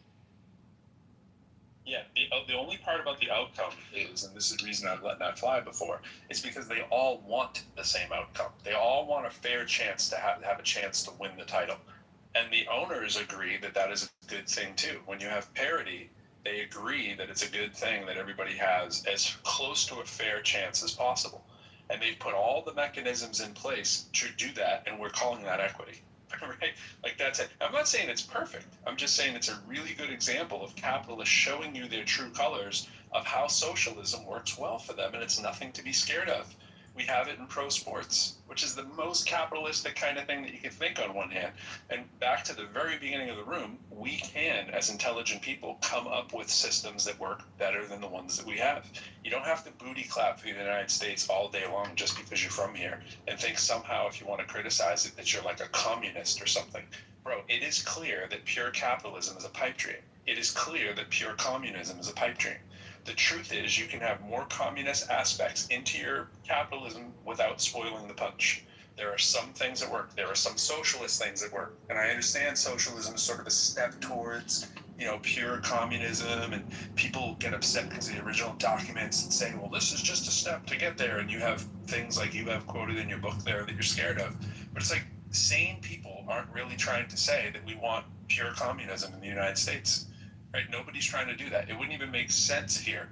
But what would make sense are a lot of the elements from socialism that seem to work. And yes, along the way, they bring in a little bit of equity, parity, whatever you want to call it. But it's not saying everybody gets a trophy, bro. It's not what it's doing. So is equity fair? And the answer is, how do you define fairness? On the one hand, people. During the NBA draft, equity is not fair at all on the one hand, because the team that worked the hardest and did the best during the regular season gets the last spot on the draft, and the team who just lazed around and drank beer gets the first spot, right? So in that sense, equity is not fair at all. But if you look at the overall system where this plays in, not individual teams, but the overall NBA draft system, then you see that, yeah, overall it is fair, even though on the individual level it may be extremely unfair. That's right. And everybody agrees that that makes more sense than the alternative. They all say, hey, we can imagine ourselves being at the bottom of the poll there. What would we want if we were at the bottom? What would the average team want? Let's not just think of Elon Musk with your example of the poor guy at the top, right? Everybody sees that you can get a chance to be the rich guy at top, and that, everybody sees that you could be on the bottom. And if we set it up so that it's lopsided, it's going to eat itself at some point, like we have done in the United States. Capitalism has eaten itself. That's why we run a deficit. Which is why the people who are, the teams who are on the top, like the owners of those teams are on the top. There's a reason why they're not like complaining about this system. Oh, good equity, man. Like because they recognize that this is there's a way to run a team and there's a way to run a league, right? And the way to run the league, well, they probably do complain, of course. They want to increase the salary cap, but they still understand that there have to be some constraints on the top. Wait. So that the entire league prospers, right? The entire league, the franchise, the brand, the NBA brand is going to be worth more if it's like an interesting season, right? So everybody's kind of bought into this idea, which is the exact same reason why I think, even though it might cost me a little more, I think we should have better access to healthcare in this country, because if people are healthier, the country will do better, people will do better in school and work, and we will be more prosperous and all these things. Because even if I have to pay a little more, or someone else, because I think pro set is super important. And just that idea that you can imagine, next season we might be the bottom team, right? The things can happen pretty fast in pro sports. So you have to vote as if you might be in that position, and They have rules and I know you want to say something, Brian. Let me just say this. They have rules too in the NBA where it's like Jason Tatum obviously blew out his leg a couple years ago, right? They have rules that go up for debate every now and then that are like, can we get an exemption for a horrific injury? And you know what? Teams kind of go, yeah, we can. And they vote on whether, this particular injury qualifies. If a player dies, right, they have they think about it. And it's not just because the rich ruling class get to make the rules. Brian, I heard you start to say something about maybe implying that the owners would want to increase the salary cap. That's not true across the board. It's the players who'd want to increase the salary cap. You might have a few wealthy, super rich teams and a few teams that just historically have done better than others who may slightly favor that. But overall, the owners are fighting against paying the workers more money, just like any capitalist society, right? They don't really want the workers getting paid $1 billion each. That's not helpful for their business. Yeah, that's accurate. I was gonna say I think it's interesting to inside the NBA and talk about equity and outcomes and resources and fairness with the draft lottery and things like that. But I think ultimately it's kind of a specious argument, because it's still an unregulated. What I mean is, it's not a government interfered with company or industry. I think a better comparison would be, say, the NFL versus the XFL. So you have two competing,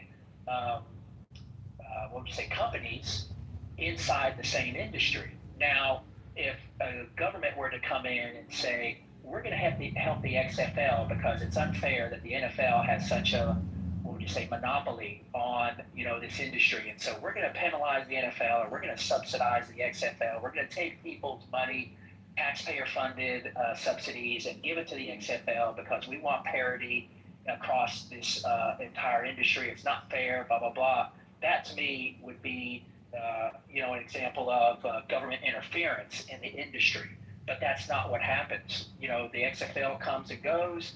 You have different companies that come and go. Do we know why that happens? Because they're not as brand recognized. They're not as popular. They don't have the tradition. They don't have the caliber of players. Right. Well, it's a power imbalance. Like the NBA, I know. Wait a minute, bro. I think the analogy here was didn't land. The thing is that the reason NBA is relevant is because we're looking inside the NBA, assuming that the owners group is the government. That's right. And assuming the regulations in the NBA are laws, and assuming that the NBA is a country, and then we say these regulations analogize to the laws of a country are socialist. I think everybody here understands that a true socialist system has to involve the government. But we're basically using the NBA and the system of regulations in the NBA vis-a-vis the players, vis-a-vis the owners, as an analogy for a system of government. Absolutely. No, it's good to reiterate that. I think just think of that as a country, comparing it to the other country that you're about to compare it to, which would be the XFL, right? The other country maybe wasn't able to compete. It's like saying the other country couldn't go to war with us. Yes, it's another tip in the hat for why that is a good model, right? You made a very profitable, strong entity that can do well, i.e. you want to make a strong country, right? That would be sustainable. The other thing I was going to say about the NBA, though, is like Ice Cube has a 3-on-3 basketball league, which has done pretty well. The NBA has gone out of its way to try to quash that. It's done what it could while trying to maintain some really good PR to actually make sure that Ice Cube is not a threat. He's actually sued them. He's went on record going against the NBA because they've been trying to do some pretty shady tactics to make sure that Ice Cube's league didn't succeed. Now, you think about why that is and why it might succeed. You got a popular, relatively wealthy owner, right, who's managed to garner some of the same caliber players and workers and so forth that he pulls into his league. Now, they're not all the same caliber as the NBA, and a lot of them are retired, but he has a good working model that's using a lot of imitation on the league itself and doing some of the same kind of ideas and making it a little bit more creative and hip and more cost effective for people who can't necessarily afford a ticket into that club. But the XFL faced a lot of the same kind of barriers, and it's hard to compete with billionaire money, right? It's hard to compete with our military. It's hard to compete with somebody who's pretty strong and can print money. Like all these things, there's differences we can run down in the analogies. But I think the point Sam's reiterating is the important one: is that if you create something that's healthy and stable, you can see that doing that needs to have some socialistic elements to business to make it work. And they're telling you that. And there's the punchline.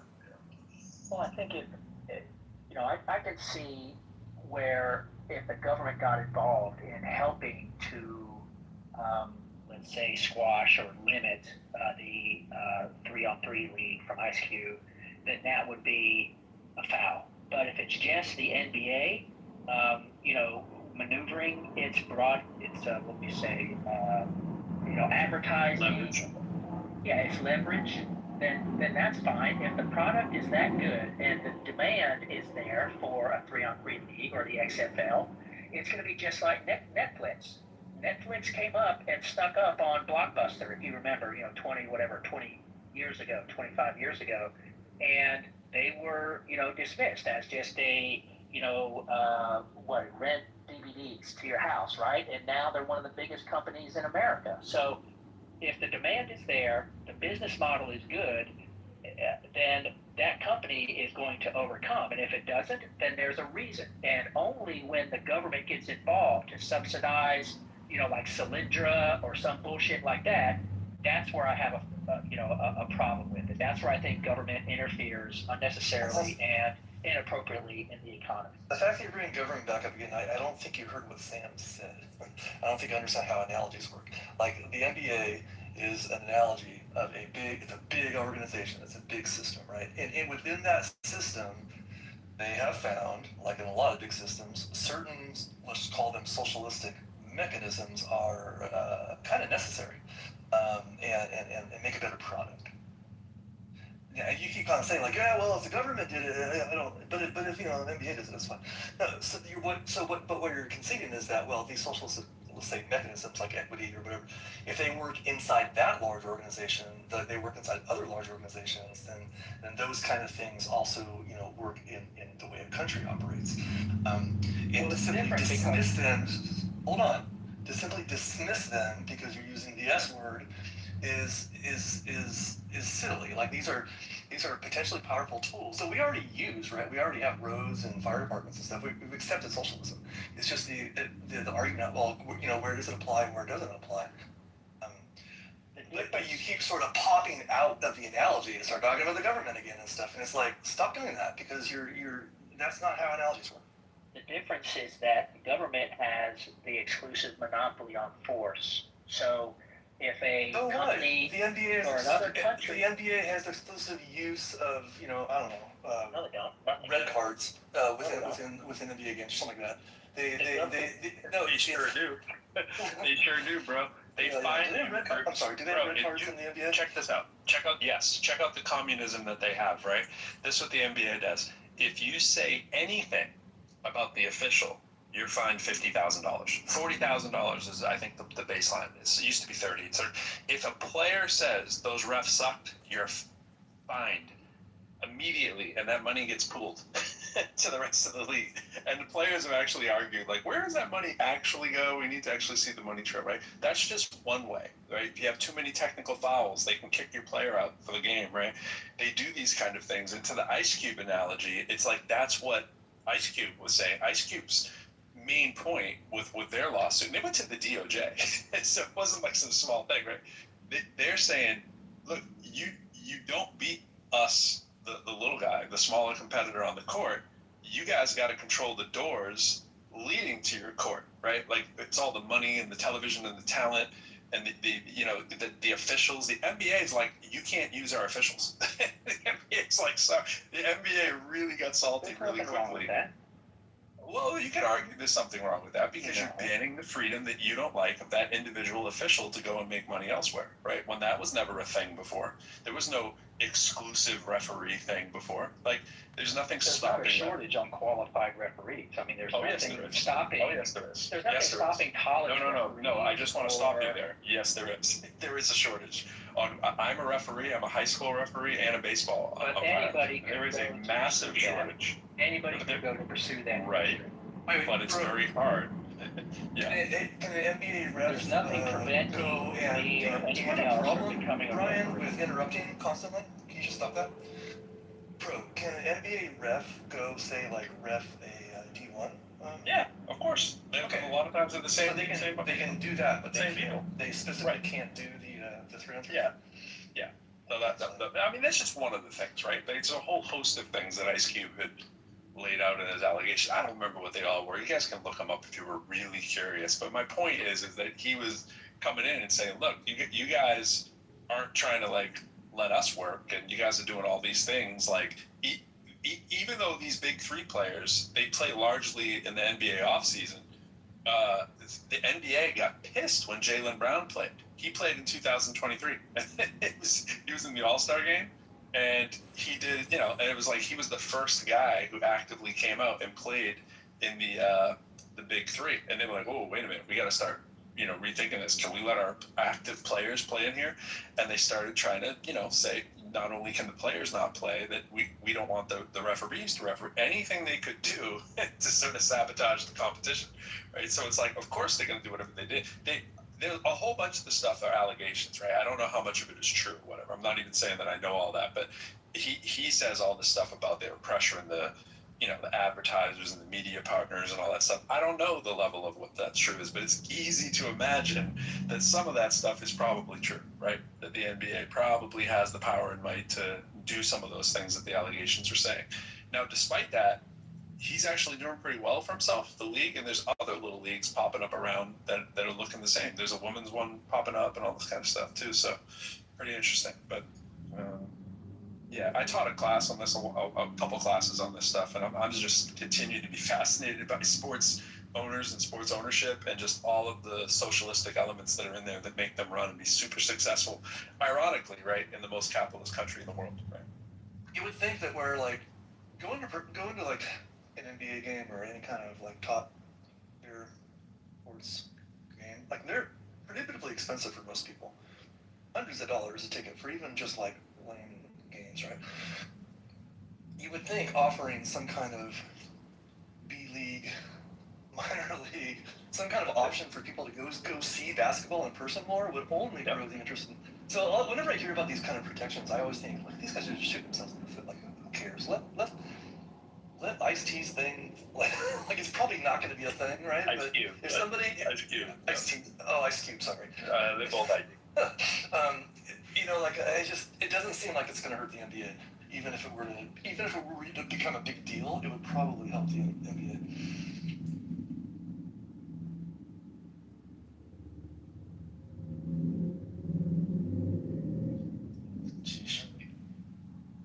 What do you mean by equity in schools? What do you mean by that? Here's what here's what comes to mind when I think about it. Equity in school. So like, labor statistics show pretty clearly that people who do college fare better financially in life. So we encourage kids to go to college. So we're like, hey, you got to take the SAT test. Well, turns out some groups perform way better on the SAT than others, and then it's like, oh, well, duh, it costs money to take the test, first of all. Like, there's a private company that does that. That's weird, I think. And they're assholes. Like, they're super hard to deal with. So that's a problem. But so another thing is just like test prep, right? People, these groups who do better, it's because they prep for the test. So here's an equity thing. The school can offer test prep, right? It could be after school. It could be an online thing. They can provide resources. They can encourage their less affluent students to do test prep, and you can there's 100, 200 points on the SAT like on the table if you just prep for them, and some people just show up and take it. Yeah. So but then they're gonna offer this prep, and then you're gonna use the same thing. You're gonna say, you know what, a disproportionate amount of people. Wait. The thing is that universities are doing a version of this right now, especially after anti-DEI requirements went into effect, in that they're not requiring SAT or ACT anymore. Except it's kind of coming back. Yeah, it's not gone. College board as a capitalist. I'm sorry, we can't do this in engineering. We like I deal with systems that could literally take out in like a 10-kilometer radius everything around us, right? We cannot have like like, how about this? Lowering the bar just a little bit, or not taking. Taking the top 5% slice is always the best, no matter what. Not taking the top percent slice are different groups, not at all. Just the top percent slice. Offering a section of the student population the same test prep that other kids enjoy is not lowering the bar. I agree with you there. I agree with you there. A bit, yeah. I think you're confusing. But then Sam's. Go ahead. I think you're confusing the resource equity versus the ability for everybody to equally have resources is not the same as selecting the top guys. You're obviously going to select the top percentage of your class, if you're an employer. There's going to be different people in that class once they have access to tutoring. Right. I tutored the SAT for 3 years. I couldn't stand doing it. I did it because I was desperate to do it and because it paid really good money. Right. I did both the verbal and the math portion. And the first thing that you're taught when you're tutoring for any of the good companies out there, the first thing you're taught is the guessing strategy. Right? I'm sure some of you have heard about that, right? You're teaching the guessing strategy of if you're a good student, an excellent student, a poor student, a sucky student. There's a guessing strategy to just use mathematics on your side to weigh against the penalty of guessing, which is a real thing on the SAT, so that you can teach students where they stand and what probability-wise, if they're going to get a bigger deduction by guessing or not, depending on their grades and their strength. Right? That's the first thing you do. That's pretty wild. Now that's test-taking strategy, right? There's more test-taking strategy too. Stuff like if you find a question that you're taking more than a minute or two on, you're probably doing it the wrong way, right? Because the SAT is not looking for high-level kind of calculation. Those of you who did the SAT and did pretty well as a kid, I guess you'd be pretty surprised that you'd probably have pretty close to a perfect score as an adult if you even just reviewed through the material for like a couple weeks. You'd be like, holy crap, because your strategy at taking tests as you get older, smarter, wiser gets a little better, assuming you're not completely rusty. You're going to increase points magically just because you're a more competent, aware person of how the world works and strategies and so forth. And if you ever sat through just a few hours of that as a competent, mature adult, who isn't just being forced to eat their broccoli because mom or dad wanted you to take this crazy test when you didn't want to and you'd rather be out swimming with your friends in the summer, which is why I did not like tutoring. It's going to make all the difference when you're an adult. But there's so much behind that, and then you look at the research of everybody who's had this kind of access and people who have not, and it's like, duh, that's why there was so much pushback to this stuff for so many years. But College Board is the company behind this, right? They do the AccuPlacer and the SATs and all this stuff. They are a very capitalistic company too. They do not want to go out of business. They want it to be worth merit. They want there to be a thing that says we must use this metric to determine who the smart people are. And unfortunately, SAT prediction is, I would say still used and is still pretty heavily biased towards one group of people, just culturally from the way that it's examined. I don't believe it's culturally biased. Because it says yacht, you expect white kids to like, oh, I know what yacht is. Really? Well, yeah, pretty much. Like that's the kind of thing. There's a high bar of certain kinds of language. Yeah, that thing does exist, and it is kind of it's not just that it's white kids. It's just people who have my first language wasn't English. My first language wasn't English, brother. Well, it's like But it wasn't just because you're a certain race that you don't have access to that. It could be anybody whose income class doesn't get them there too. We're really talking about people who are the haves and have-nots in society, not so much what their race is. But a lot of times there's a correlation there, but it's not exclusively to that. Like it's very easy to use coded language on a test, and it doesn't even have to be intentional. A lot of times it's just the people giving the test are from a certain culture and they're writing a thing that they think everybody would understand. You could go through and circle the words on an SAT that jump out at you. It's like, wait a minute, a kid who doesn't have access to this kind of funding to take this test is not going to have access to that vocabulary word on all things being equal. I mean, and I saw what Aisha wrote there in a comment, like, your points as an adult won't go up that miraculously. I was not a stud on the essay. I was a 690 in high school. I'm a perfect score as an adult. And I was a perfect score, to my shock and chagrin, after only going through the SAT a couple hours with an SAT book that I bought at the yard sale for $1, tutoring a high school kid. That was the only experience that I ever had. And then I went to the place to go tutor, and I was like, they were like, hey, you want to take the test? And I was like, yeah. And I took the test and I got a perfect score. So that's a big jump, right? Going from a 690 to an 800 with nothing else, no kind of like prepping and prodding for that, except the difference of classes that I had as a college student years before that, right? That was it. So, I mean, I'm assuming the adult has maybe gone to college, right? And maybe had life experiences that would make them better at test taking, is all I'm saying. When I isolate for a single variable, and this variable is simply culture. It's simply culture, bro. Like, please, brother. There's not a single variable. You don't isolate for a single variable. If I can watch, when there's not I can isolate for that. Yes. Just a Sri Lankan or whatever who's just as dark skinned, so you can't use race. Just as poor, so you can't use monetary whatever class, right? Tends to be prioritized in studying versus, let's just say, I know how to fix the black community. I get it. I know how. It's not throwing money. It doesn't work. If you want to grow up idolizing someone that's in jail and stuff like this, that's the problem. That's what happens with low income and 50 years of all the Democratic politics. Thanks, Horrible. Thanks for playing.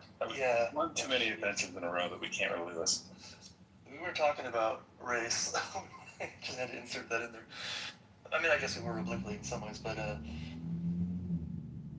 yeah, we were saying, like, the idea that, the 10th time you take the SAT, you're probably your score's going to be like a lot higher than the first time. Everybody would be and all that prep is essentially like taking the Yep. You can replace the prep with just taking the test 10 times, right?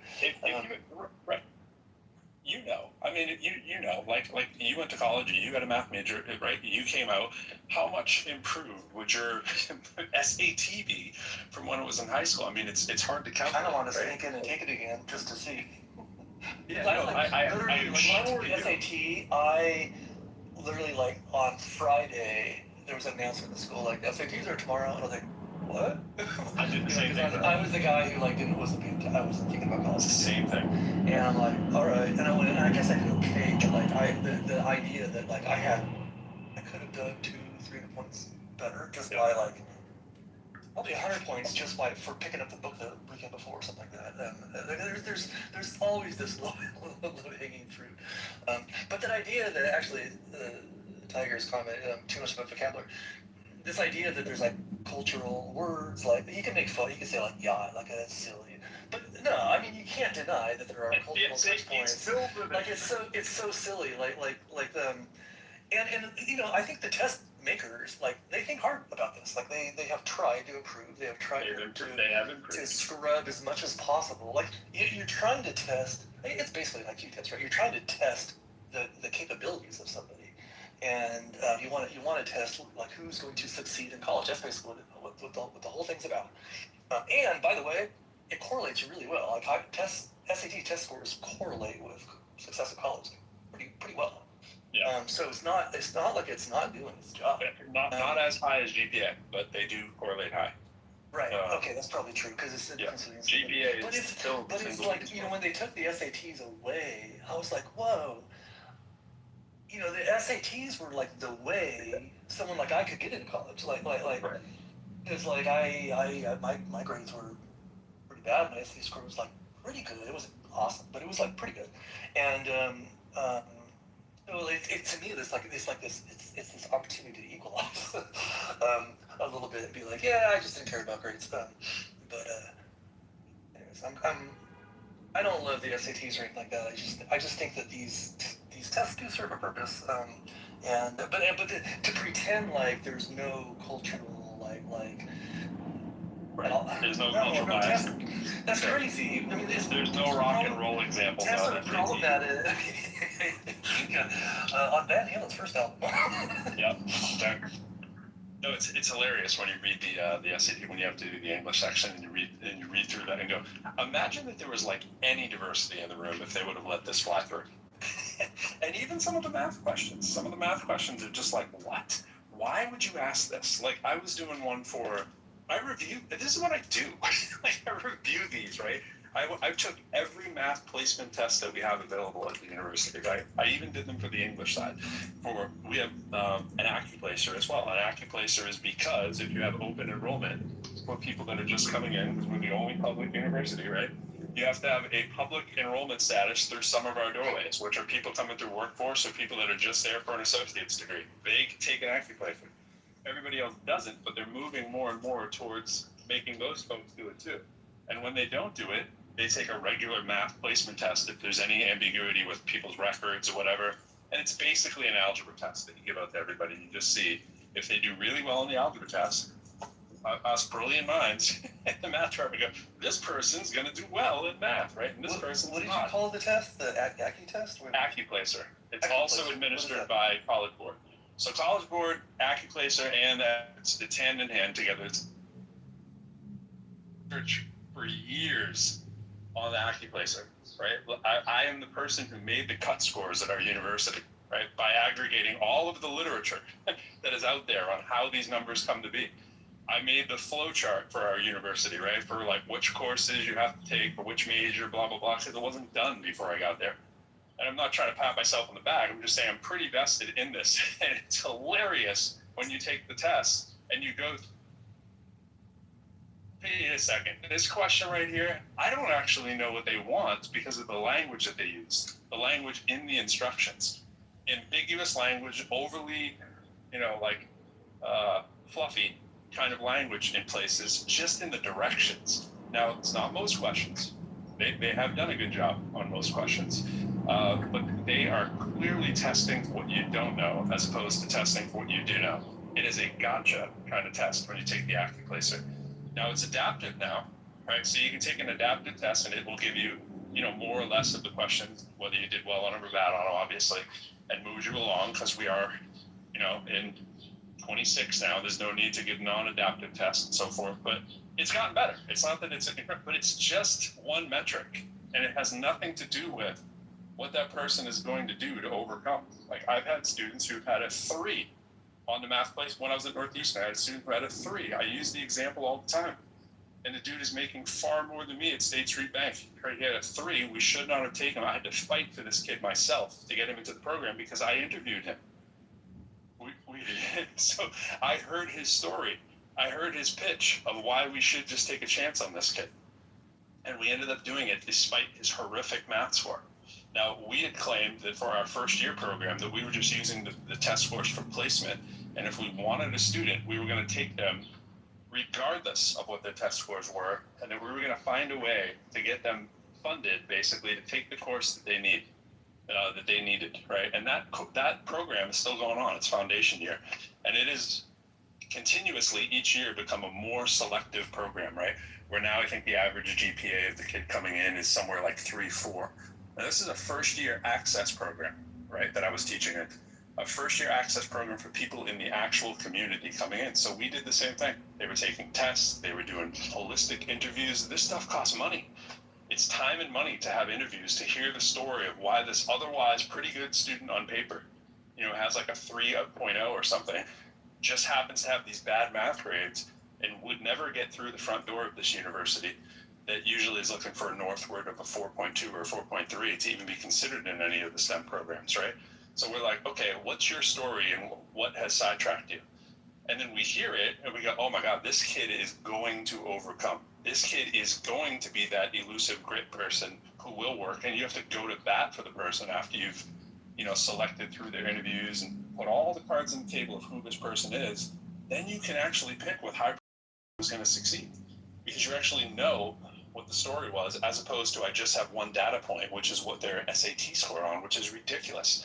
It's just like filling in bubble test, and trying to say that standardized testing gets it right. Of course it doesn't. We all complain about standardized testing, but yet we still have it in higher ed across the board. Hey, Pro, I got a question for you. And I'm pretty sure you're familiar with it. What do you think of the German educational system and how they select their students to, like,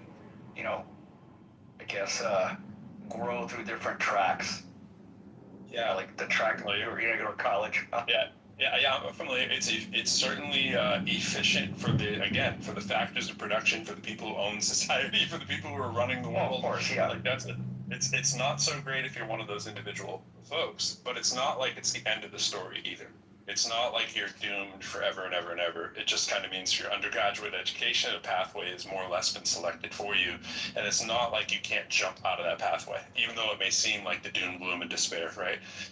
Suicide numbers aren't as high there as they are in some of the Southeast Asian countries, though. So, I mean, there's that. But, look at like MIT, which has massive amounts of people from countries that are high on the suicide rate. It was one of the highest suicide rate schools there are in the world, not because they had an influx of German students. And I'm only using this to illustrate that it depends who you're looking at it from. Like for the student outcomes, or for the owners of business outcome, or for the country on a whole, So it just depends who you are on that. But I think it gets overblown as this student is relegated to, mire and work in the coal yard or something, just because they weren't deemed out. I don't love it, but I think it's not as overbearing as it sounds on first glance.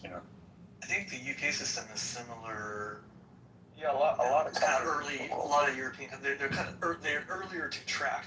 But one of the things about Germany that this is my understanding, anyways. I don't have firsthand. I've got a couple German friends.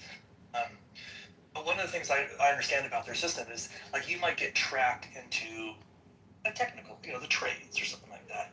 But that they treat those trades with a lot of respect. Absolutely. And yeah, I think more than we do here. We treat our trades with a fair amount of respect, just from the fact that they get paid a lot these days. I don't know if you know this, but the trades come highly regarded these days. So even if we don't like, but it's beyond that. It's more of like a social respect that they give to everybody. That again, I might be idealizing this, but that's what I've understood. That's what I've been told, basically. Well, yeah, they have the Gymnasium, Realschule, and Hauptschule. So and basically, once we did they tend to, at primary school, at the end of primary school, they tend to test them and place them, like you said earlier on. And they seem to have a higher success rate in college. Because our success rate in college education isn't that great. Correct me if I'm wrong, Pro, but it's no higher than 50%. Am I right? The people that enter college graduate? Sorry, bro, I'm in my bathroom. Not a good time. Oh, but it's not as high. And there they have from what I understand, a very high rate of college graduates. And the people that, like you said, do technical or vocational jobs tend to do very well in their community. So I don't know if Sorry, it has merit. I don't know.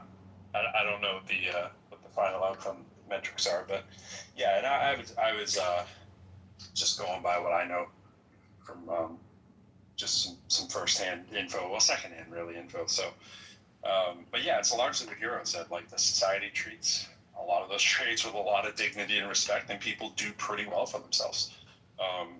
As far as not getting into your first college of choice, whatever, it's not the end of the academic road, too. I mean, it's similar here. I mean, it's like where you go as an undergrad, it only matters in certain career choices, right? What your final degree is matters a hell of a lot more in many cases. That's not to say that you're gonna, pass your GREs or whatever easily, whatever. But it's not the end of the road, at the end of the day. And people there do.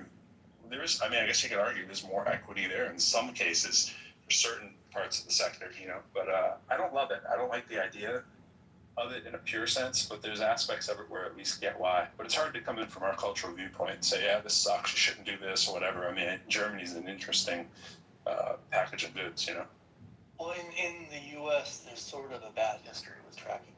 It was that some kids were getting tapped early to be like, oh, you're never going to do this, and we don't like that as Americans. We want to be like, anybody can change their route at any time. You can change your trajectory. But what was that? We have a different history in this country, and Well, isn't that where equity was supposed to fix things?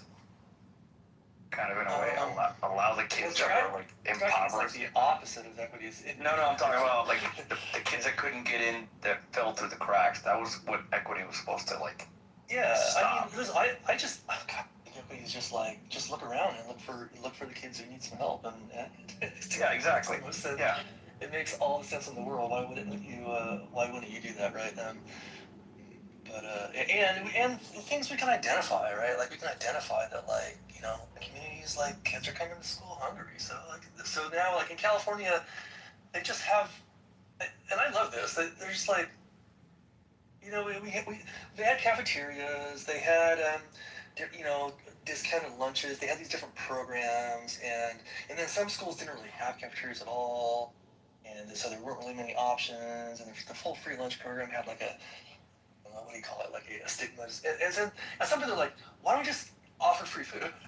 Like it's not much more expensive. Like managing the whole program, it's got administrative, it's just offer free food to everybody.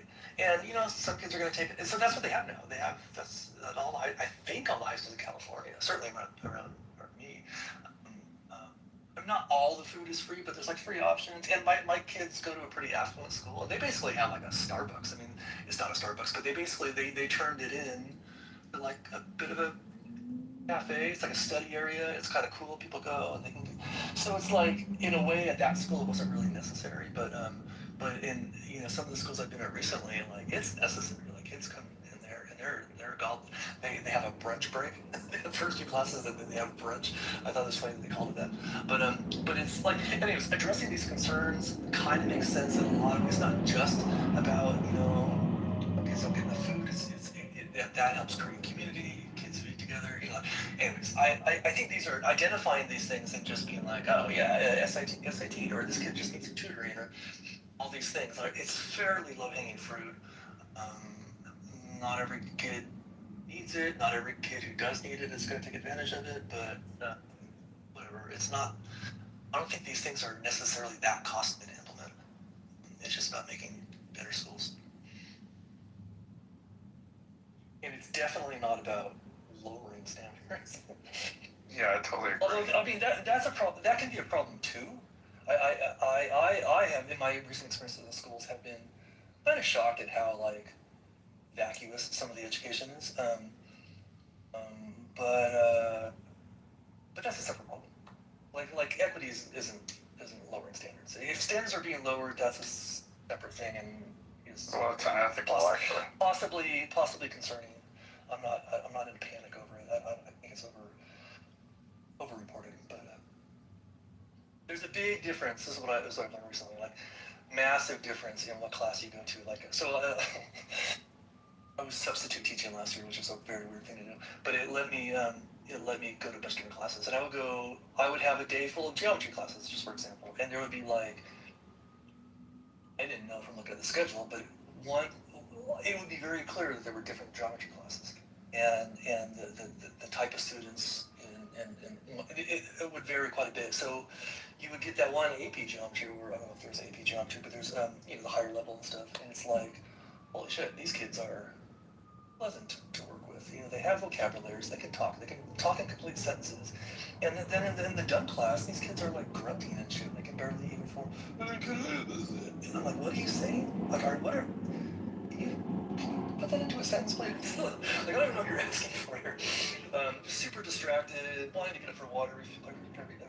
It's like, it's a really strange thing to see that in one school.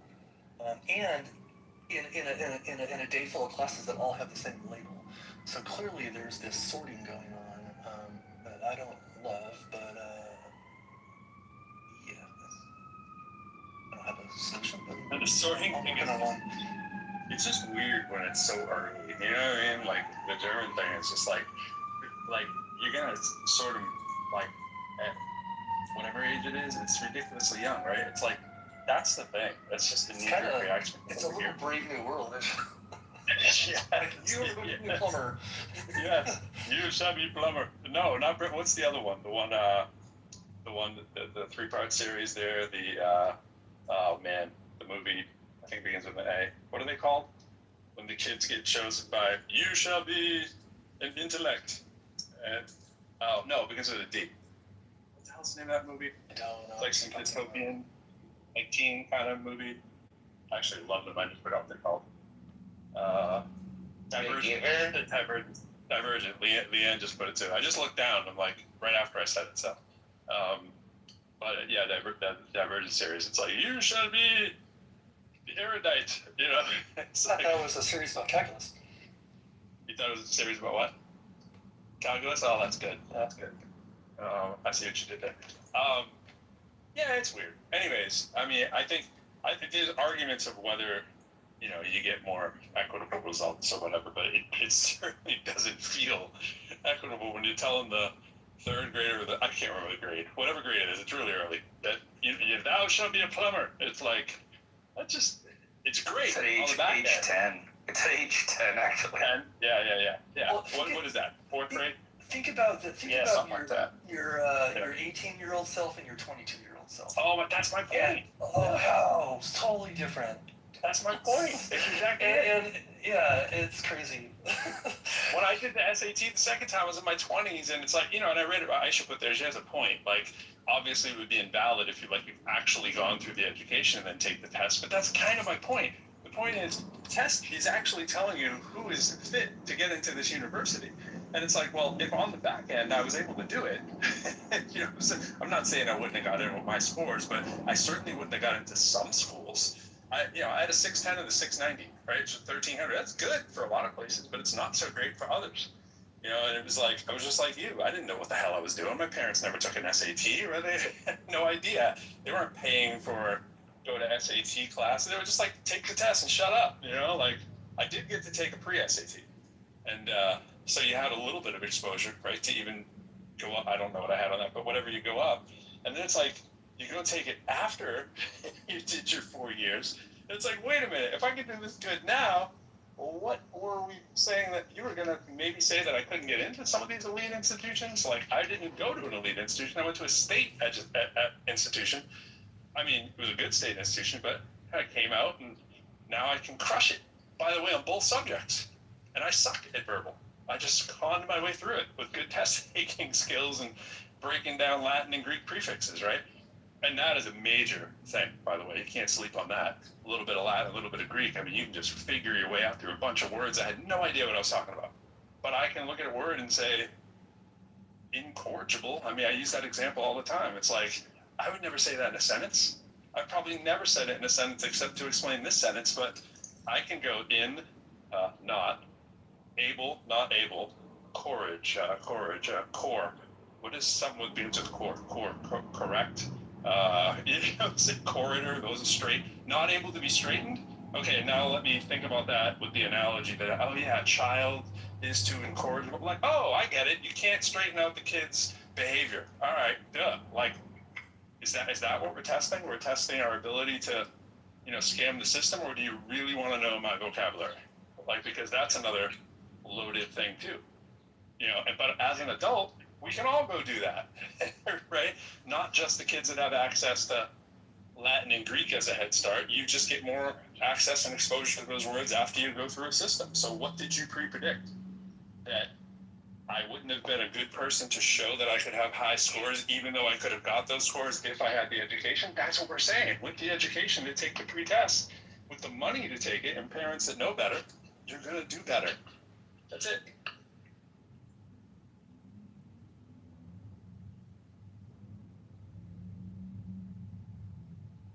I think part of the thinking is that, like, if you're, taking if you're 18 or 17 or whatever kind of in high school and are taking this test, like, if you haven't gained that experience by now, if you haven't read those books recreationally or academically, if you haven't had conversations with adults and other kids who are smart, if you haven't put that, then that was your chance. You've had 18 years to do it, and you can go do another route. You can go what I did, like community college, and kind of work yourself back up.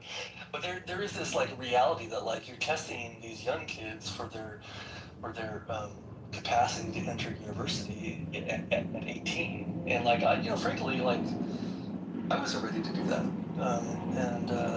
but I'm glad I was able to revisit it later. I just wasn't. I don't think my brain was very well developed yet. I agree. I mean, I can't. Bit of a slow launcher. Can't undersell the value of going to a community college for 2 years, finishing out at the state school for 2 years, keeping that cost as low as possible, if not free, right? Maxing out that GPA, getting all you can get out of that, pairing up with as many research professors as you can along the way, right? Taking advantage of pimping college as much as you can, and then having your pick, because now you have a great story of how you actually game the system yourself as someone who was from a have-not situation. But you still got to do all that work. You still have to do well. And that's why I'm always pushing back against the idea that there's some, the elitism kind of thing of higher education, that there's somehow different accredited schools or something out there. Like, well, there are if they're not accredited, but if the schools are accredited by the same accrediting bodies in most cases. If you're ABET accredited in engineering, you're ABET accredited. It's not like you suddenly now are learning different concepts. You might have better access to people that are doing cooler research and more grant-funded opportunities or more work study. But the idea that you did any less rigorous learning is just weird, right? It's like that booty clapping thing for that is weird, and it stops people from taking the cheaper, more efficient route and doing more equity at the beginning, right? Like get the people who can't necessarily afford it to know that that is a viable path. How many kids do you think know that that is something that you can do, that you can go to community college basically free in a ton of cities in the country, and that you can basically go for your next 2 years if you get north of a 3.5? Like, that's about it. If you kill it and get a 3.8, not only is it free, you're going to have some accoutrement along the way that you can pick from of when you're a transfer student, because schools love transfer students. It's such a great pathway, and it's such a great thing to talk about, to beat out somebody who went to a higher, standing U.S. News and World Report ranking kind of school. That's how you get in.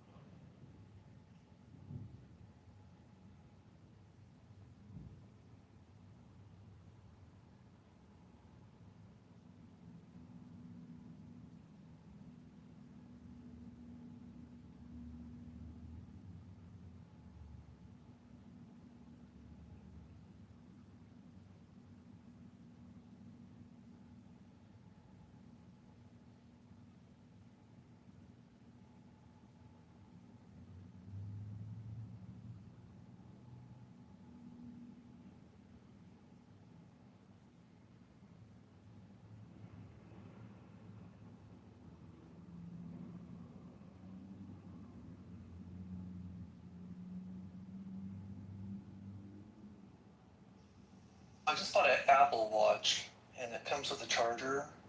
And I left it on my bed 10 minutes ago. And I went in there, and it was in like 5 separate pieces. It This is my fucking dog. You got dogs, huh?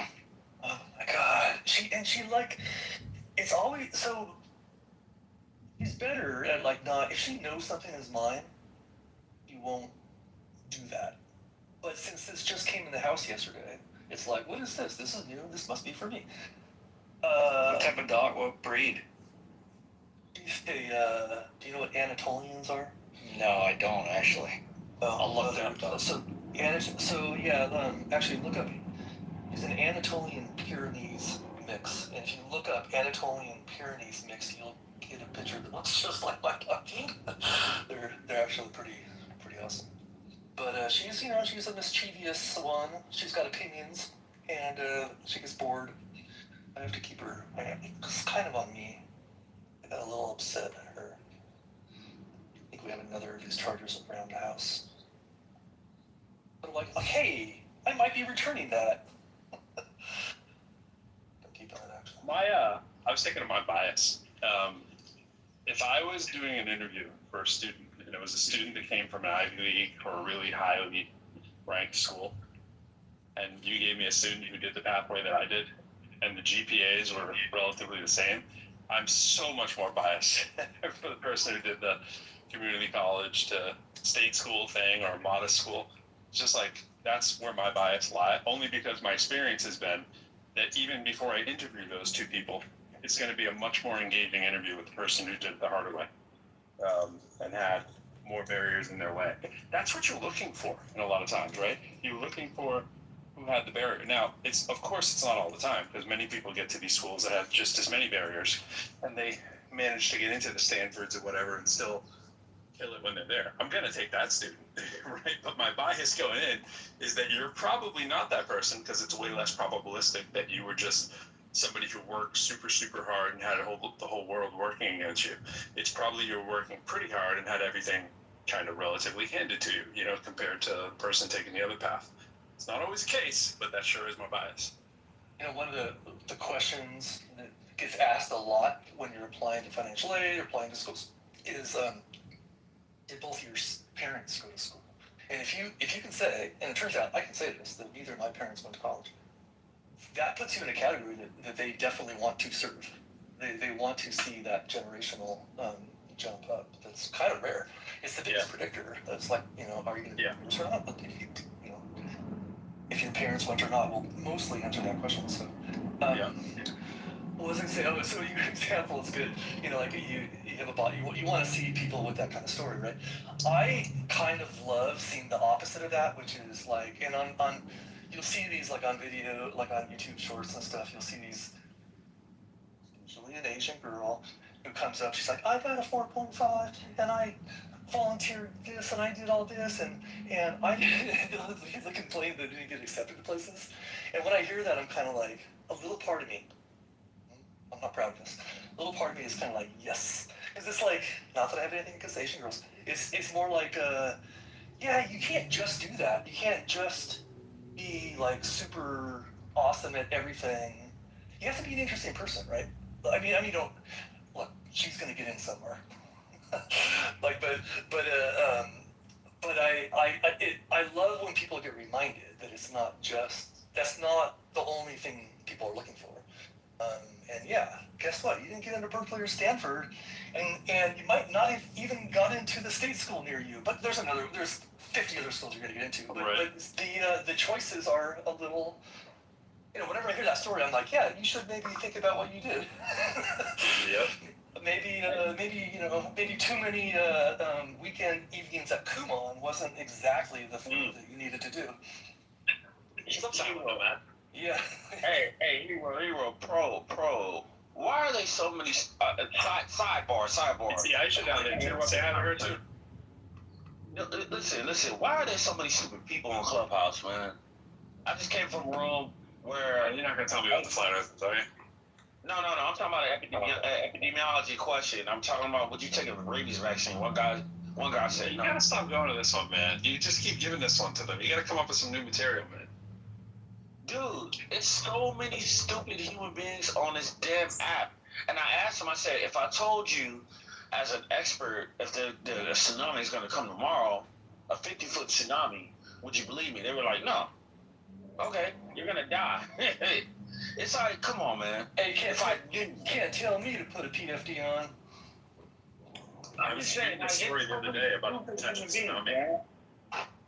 I was reading this thing the other day about a potential tsunami that lines up right at the east coast of the United States. That they were like, this is like 50 years, a strong probability that sometime within these 50 years, the tsunami is going to trigger. You know, it's coming right for us. It's coming right for us here on the east coast of the United States. I was like, I gotta look more into that one. But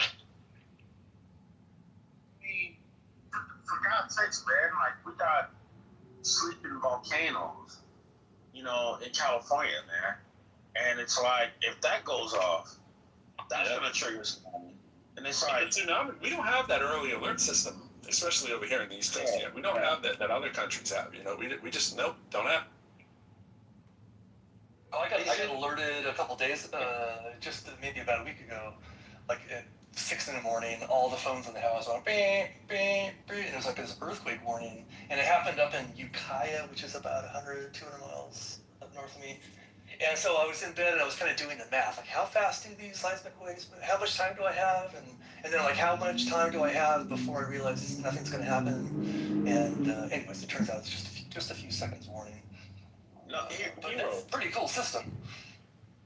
No, Hero, like, listen, man, I watched a video on YouTube, I want to say like a month ago, and there was a volcano explosion somewhere in Mexico, and the ash would, you know, is so hot, like you would die. It's called pyroclastic flow. Yeah. Dude, it is so hot, man. And so the thing is that you saw people like in their cars, like just like looking at it, and they're not driving away. And I'm just like, dude. One guy was like, dude, I'm gone. And you can see him like dipping out, man, like going from car to car or whatever. And it's like the people that were running from it. That's the one I'm afraid because they're gonna die. They're not gonna outrun that. You know what I'm saying? It's like, how many human beings believe that we live among today? And that's the question I have. Plus, you don't want to run from a pyroclastic flow. You want to stand up, be big, and shout and wave your arms. That's the best way to survive a lava flow. Make some pots and pans. Common knowledge. Hey, Jarl, are you still there? Jarl. I guess not. Was that for me, or what did we say, Paul? Jarl the mallard, I think that is. I was wondering if he was there. I think that's a goose with a. Goose? Okay. That's a goose with a inducing hair. My bird knowledge is extremely low. Let's just say, even as I said mallard, I was like, I'm just taking a shot in the dark here. Well, I was guessing too. I was going to guess duck. I guess duck. A goose with a glorious haircut, a glorious mullet. These ducks I took the picture of yesterday, I was hesitant to even call ducks. I was like, those aren't ducks, right?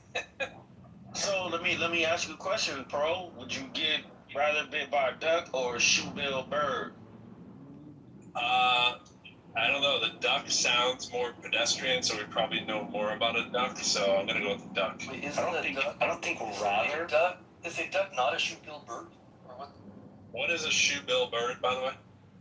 So basically, the shoebill bird is like a damn near dinosaur. So their beak is basically looks like a shoebill, and so they're like an older bird, and yeah, their bite force is pretty bad, man. Like, So I'm good with the duck then, right? We're gonna go with the duck then. Stick with what you know. Stick with what you know, yeah, man. That's how I reasoned that. I was like, a lot of people know a lot of things about ducks, and I haven't heard of too many people dying at the duck bill, so I figured that was the safe one. Do you see how I do that? Do you see how I go for that expert level reasoning? I like ducks. John was talking about dinosaurs on the boat yesterday on the Ark, and I was like, oh, here's a picture of dinosaurs on a boat. that's my picture right there. Closest thing I got to dinosaurs on a boat. Too bad Jarl's not there. I wanted to ask Jarl about his thing. He has a pretty funny take on AI makes people delusional, which I kind of agree with parts of that. So I wanted to hear it elaborate on. Well, there's some interesting YouTube videos on that. Kind of hilarious. I actually think AI is going to make people more stupid. I mean, if you want my personal opinion. I mean, ChatGPT, whatever AI program, young kids are going to use that, utilize that for school.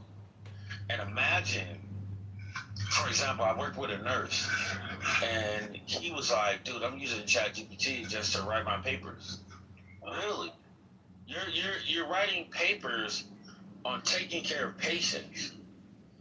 Imagine that. So. Yeah, I mean, there's obviously both sides of it, but I think if you said that about Google, obviously a few years back, we said, man, we're just gonna get stupid because people are just gonna Google it. I mean, I would argue I've gotten smarter since Google. I haven't gotten stupider.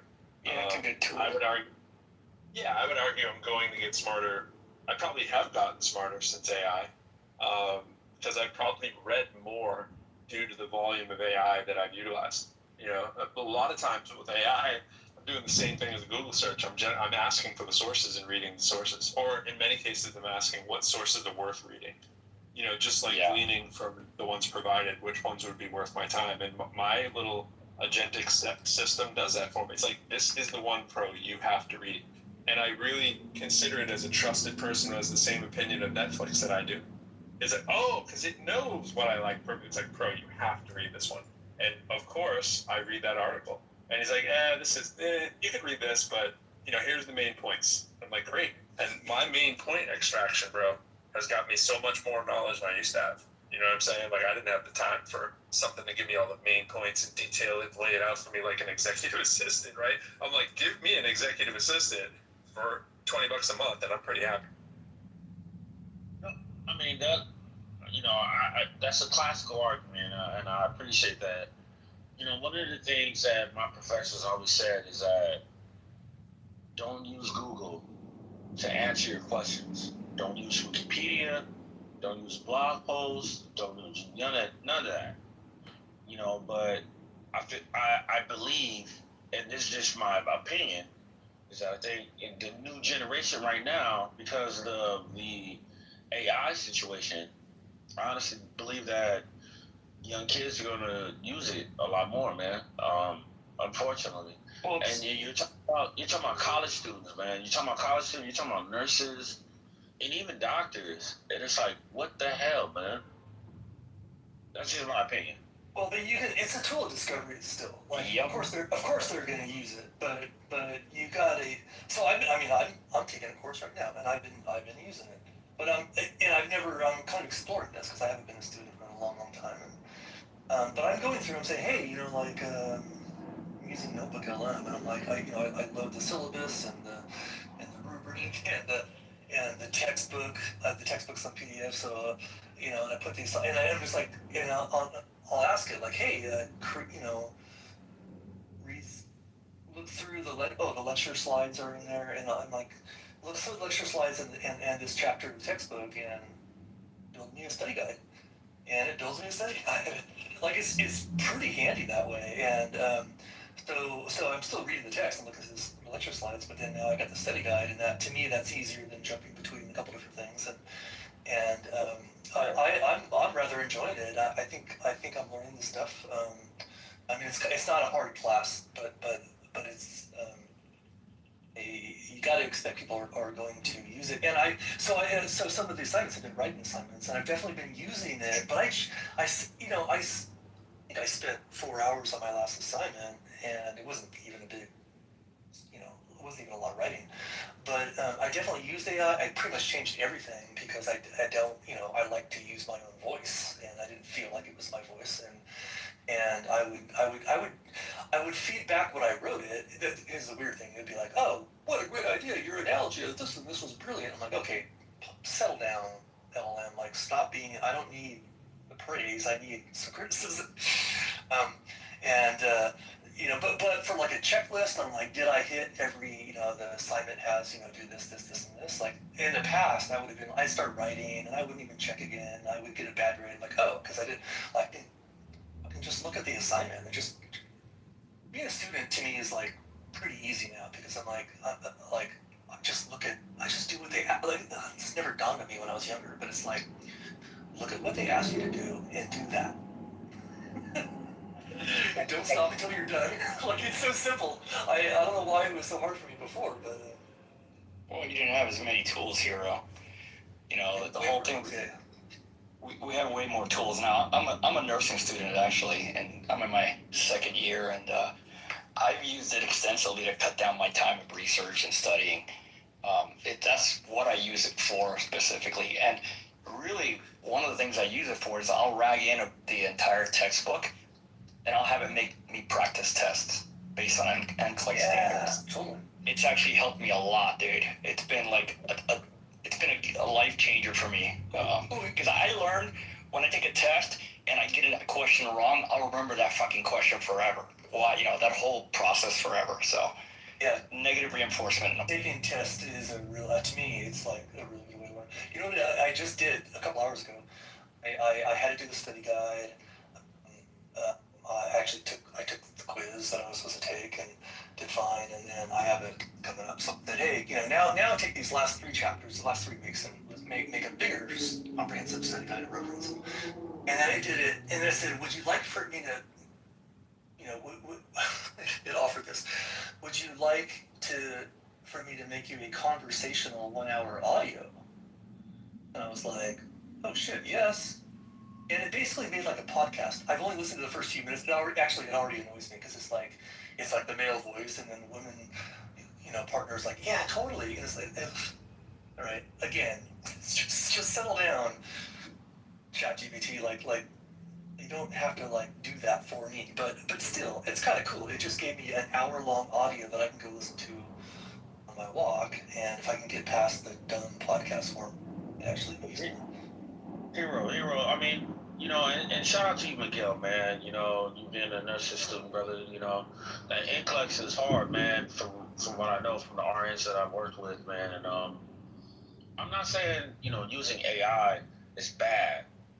I mean, listen, I was working with a NP student, nurse practitioner, and he was like, dude, we had these chat discussions, man. I use ChatGPT.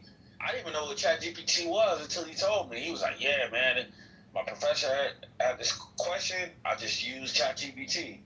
I'm like, oh, snap. Sometimes you get lazy. And I've used it before. I've done it a lot. Especially when I'm writing emails and I just don't feel like writing. I'm just like, man, what do I say to this professor? Blah, blah, blah, blah, blah. And it says this. I just copy and paste. I'm like, okay, now I understand what people are doing. Now, am I going to write my dissertation on that? No. You know what I'm saying? Because, again, when you're in a doctoral level, you gotta defend that. You have to defend it. Yeah. I mean, that's you got a committee. That's really, you got to defend that. You got to know what you're talking about because they're gonna scrutinize you. So it's like, what the hell? You can't fake that. Yeah, last semester where I found AI really, really helpful as a tool. Again, I don't use it to write. I write all my papers myself, and then I'll put them through and have it fix my grammatical errors. But I use a thing called like a Pocket or a Plod when I'm in class. Instead of having to take all these notes, I can dedicate my entire time to attention to the teacher, and then the Plod or the note or the Pocket thing takes all the notes for me, and when I get home, I ingest it, and it has basically everything the teacher talked about, including, hey, you guys need to know this. And it's like an amazing thing because sometimes when you're taking notes, you miss stuff. I do, at least. And this thing just captures the whole conversation and gives me a great summary. And if I want to look at the entire transcript and pull stuff out, it's invaluable, man. Miguel, I'm super curious about your experience with that because I've been thinking about. I was introduced to the plot devices, and then there's some other devices that are similar, and I couldn't really decide. I wasn't really sure if it was all that important, but I love the idea. Like, if I take notes, I'm not gonna hear what's going on, and then, like, if I know from my past, if I reach the point where I'm taking notes, it's because I'm lost and I'm not going to get any of this anyways. Like, just look at lecture notes later. But I love the idea of just having like a record and having it transcribed and then like plug it in and get a summary later. I'm just curious how that's working for you. It sounds like you're. I love it, man. I love it because I don't miss anything. There's like, little idiosyncrasies about the teacher that might talk about off. Like she'll just talk about something off. She'll like go on a tangent, and there's some important information in there. She might say, while I'm taking notes, oh, you guys need to know this slide. I might not get to it, but it remembers everything. It's like going to class all over again, and I can sit there and read the transcript and really ingest stuff, which is kind of cool. I can't presume to capture everything in class when she's lecturing. But the cool thing is the plot is like a way to remember later on. What's your user experience like? Do you have it around your neck? Do you have it on the desktop? No, I just put it on the desktop. Do you sort of press start at the beginning of every lecture?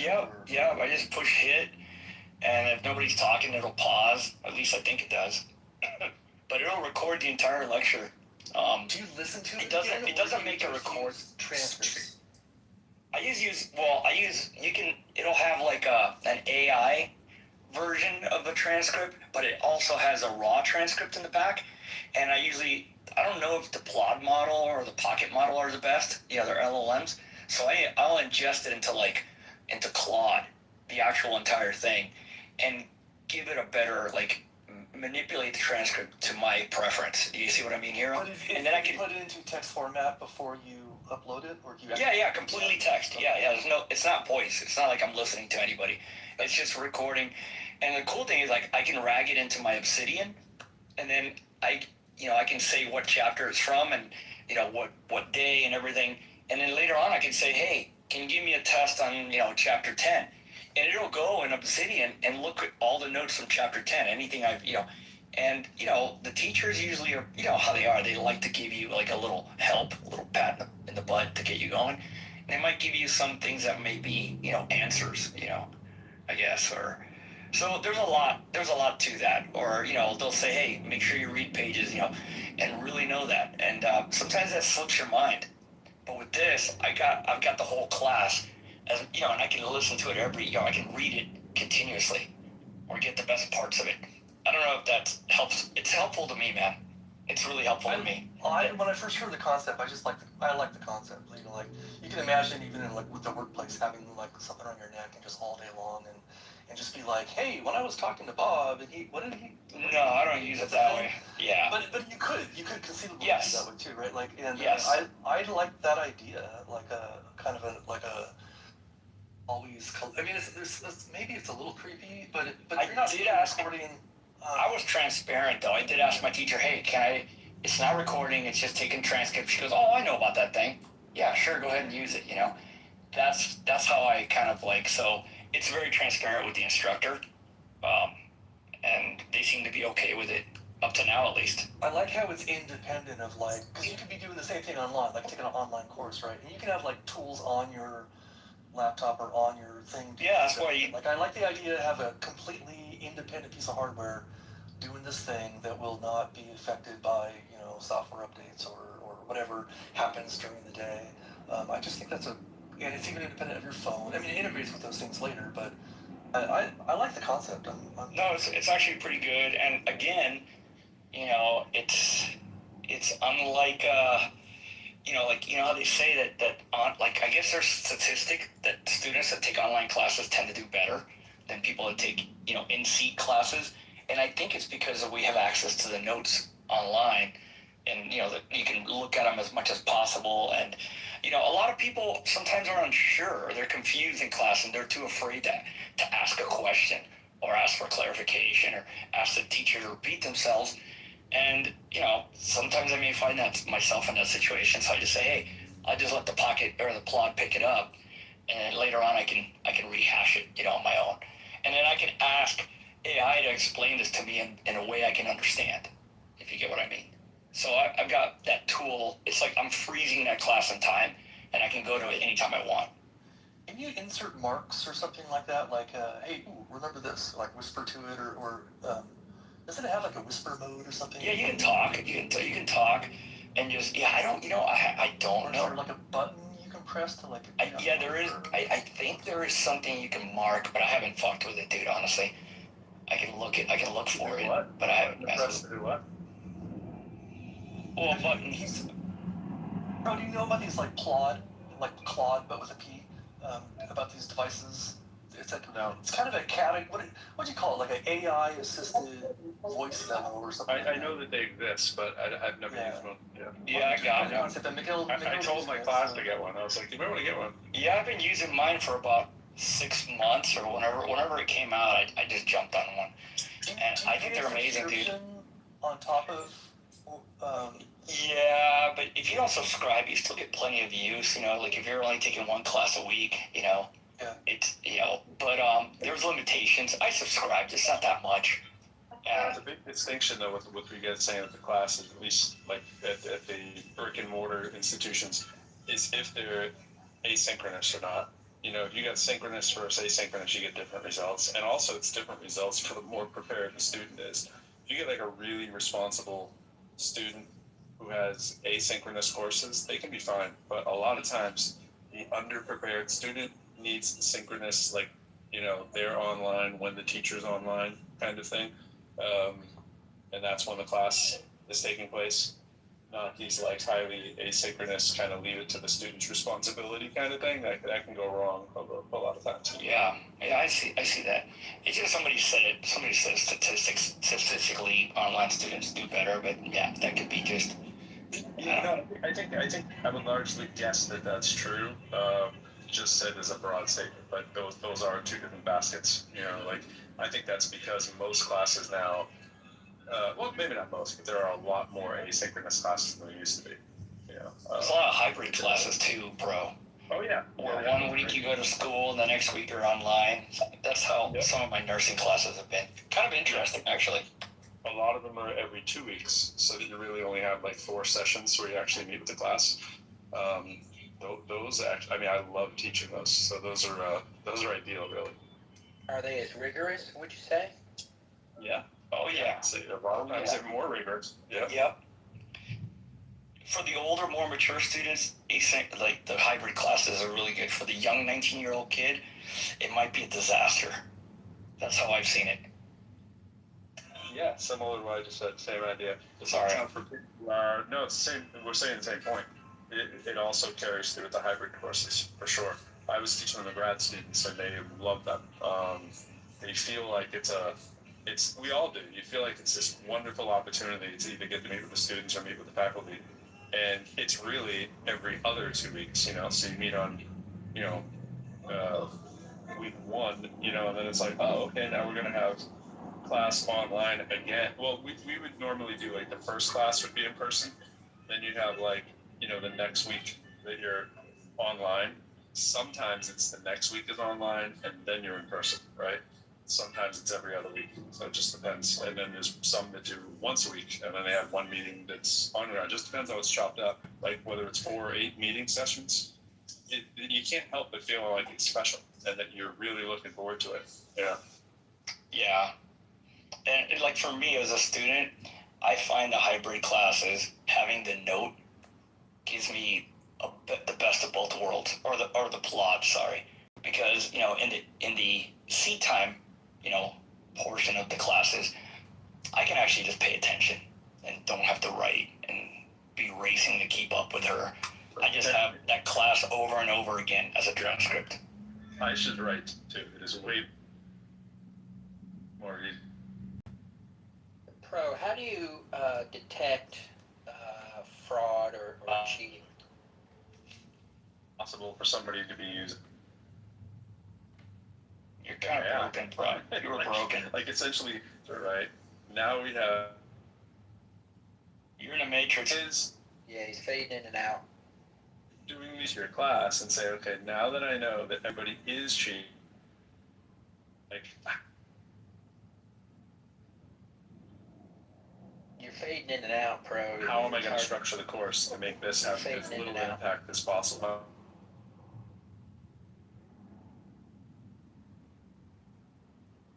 I've taught in a couple different engineering academies at the high school level, a couple different states, and in person, and during COVID when it was remote, and I, was able to detect cheating when it was in person, but when it was online, I was not able. When it was online, I was not able to stop the cheating. I don't know, man. I've taken some online classes, and they have you do that lockdown browser thing with like the freaking ID card, and you have to show your entire space. At least for tests, man, I'd be terrified to figure out how to cheat. Because that shit, and then halfway through the test, it asks you to like show your card again and show your space, which is really crazy, man. How does that work again? Like, what do you mean by card, and what do you mean about? Well, like my college, any ID showing that it's me. Oh, gotcha. Oh, yeah. Identity, that's... Yeah, and then I have to take my laptop and show my entire... So I go out in the dining room table where there's nothing, and I show the 360-degree view, show, like, my everywhere, that I don't have anything. It's kind of scary, like, fuck. And then if you take your eyes off the thing for too long, it can flag you. So you're just looking at the screen the whole time, and then halfway through the test, you have to, like, show again. It might say, you got 10 seconds to show your whole screen. Or your whole area. It's pretty interesting. And it's called Lockdown Browser.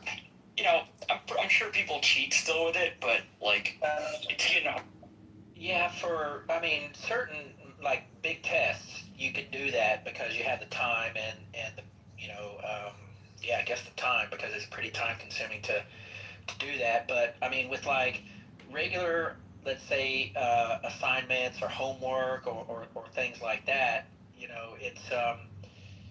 it's a lot more difficult because you have to be getting to that level of scrutiny and observation and oversight, if you will. You spend a lot of time and resources just dedicated to that. So I didn't know if there was a better method. I think redesigning the course, assuming that whatever tools are available are being used, is the way to go. You just have to be like full. You can't use these tools. Of course they're going to use those tools. You're insane. Yeah. Every ability to cheat will be done. Yeah. So. I think ultimately, I don't think it can be 100% online. If you're going to do a multiple choice test, if you're going to do written stuff, you gotta do it in person, right? You can do, but here's the thing. I actually think you can make assignments. Write this thing about this, this, and be like, use AI. I don't care. Just do whatever. Make it your own. You gotta make it your own. And then let people turn stuff in, and it's like, well, okay, you're probably gonna use AI to grade them anyways. But so that's one exercise. Like research a thing and write a paper. Blah blah blah blah blah.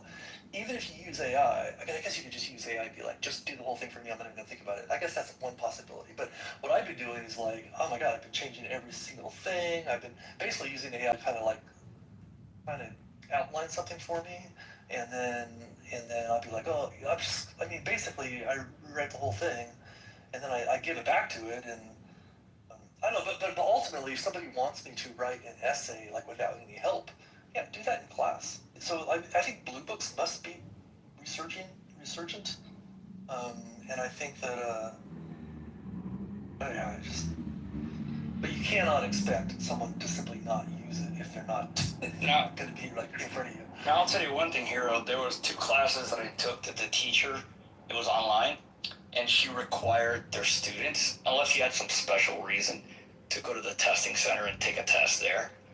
And man, that shit's like fucking going into prison. They empty your pockets. You gotta show everything, dude. The lady was like, it was horrible, dude.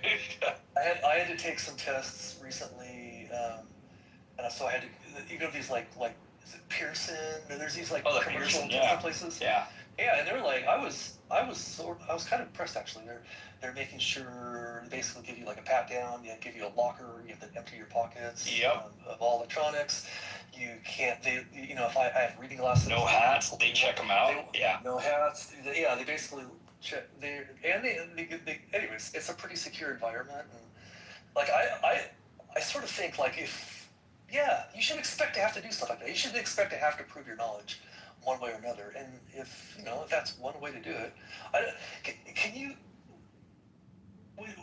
Well, when you just said go to the testing center, what were you? Was that a testing center at your school or? Yeah, it's a testing center at my college. Yeah. And you can go like take generic a teacher could be like they could send a test there and be like, okay, these students are going to come one by one and ask to take this test. Pretty much, yeah. She scheduled the test, and then when you go there, you log it in. You have to have a little screen and just pick the class you're taking and what test you're taking, and then you check in, right? And they call you, and you got to do all kinds of, you got to do the whole tap dance shit with security stuff. Take your hat off, They check your glasses, make sure that your pens, Yeah, but see, that makes sense for time shifting, and this seems like a more modern way to learn. I like this. I would love to see that, like I could take a course through MIT and go to my local school and go to their testing center, and it's all like kind of like, I don't know, somehow certified or whatever, and take it there instead of over there. I don't know. This is kind of cool to me. Yeah, I agree. It depends what your outcomes are. Like, if you want students to learn it in time before the class is over, all these things do help students to learn it. The thing is, to Aisha's point, that like you can cheat on pretty much everything. Like, I agree 100% that you can. If something is entirely online, you've just said entirely cheating is going to be the norm. Oh, absolutely. Even if you don't agree. But the thing is, as long as you have some element where the person can be in front of you, right? I'd advocate for school systems to do this too. Do not have a 100% class like that if the goal is to actually have them be able to say something from the top of their head in front of like a public speaking event where they can actually say what they know. Like I've talked with people about debates and stuff, and people talk about debates, and I'll say, yeah, I don't really like debates, but I would debate you if you'd be willing to not be in front of a screen, like be in front of a stage where it's just me talking to you kind of thing, where we can be sure that you're not trying to look up points that your brain couldn't come up with on the spot, right?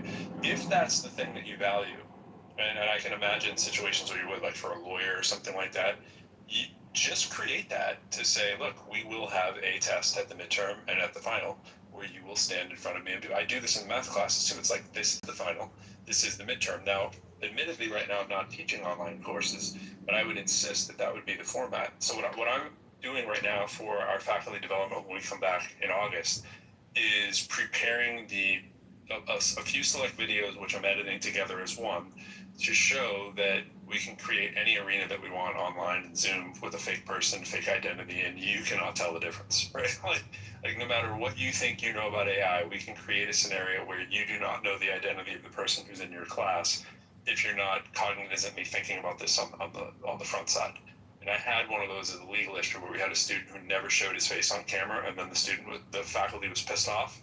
And the faculty did not build anything into their literature to say that the student ever needed to turn his screen on. It was just assumed that they were going to do this. And this tested the school's policy, which of course was a lack of a policy in this particular area. Like, most universities don't have that written. They're starting to change because they realize they have no teeth.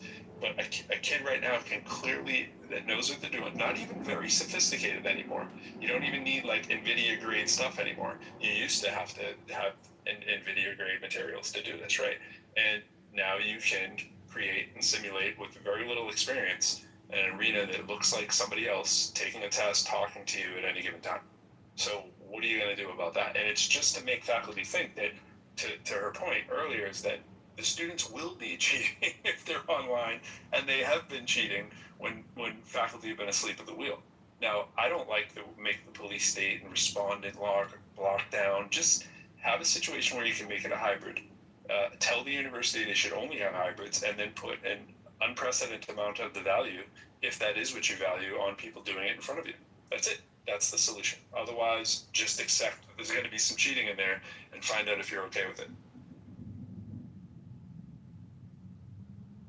Like, if somebody's gonna go through that much trouble to create a video, wouldn't they just like study? It's way easier. It's way easier. If I have an older brother who I could pay $50 to take my test or whatever, or somebody, right?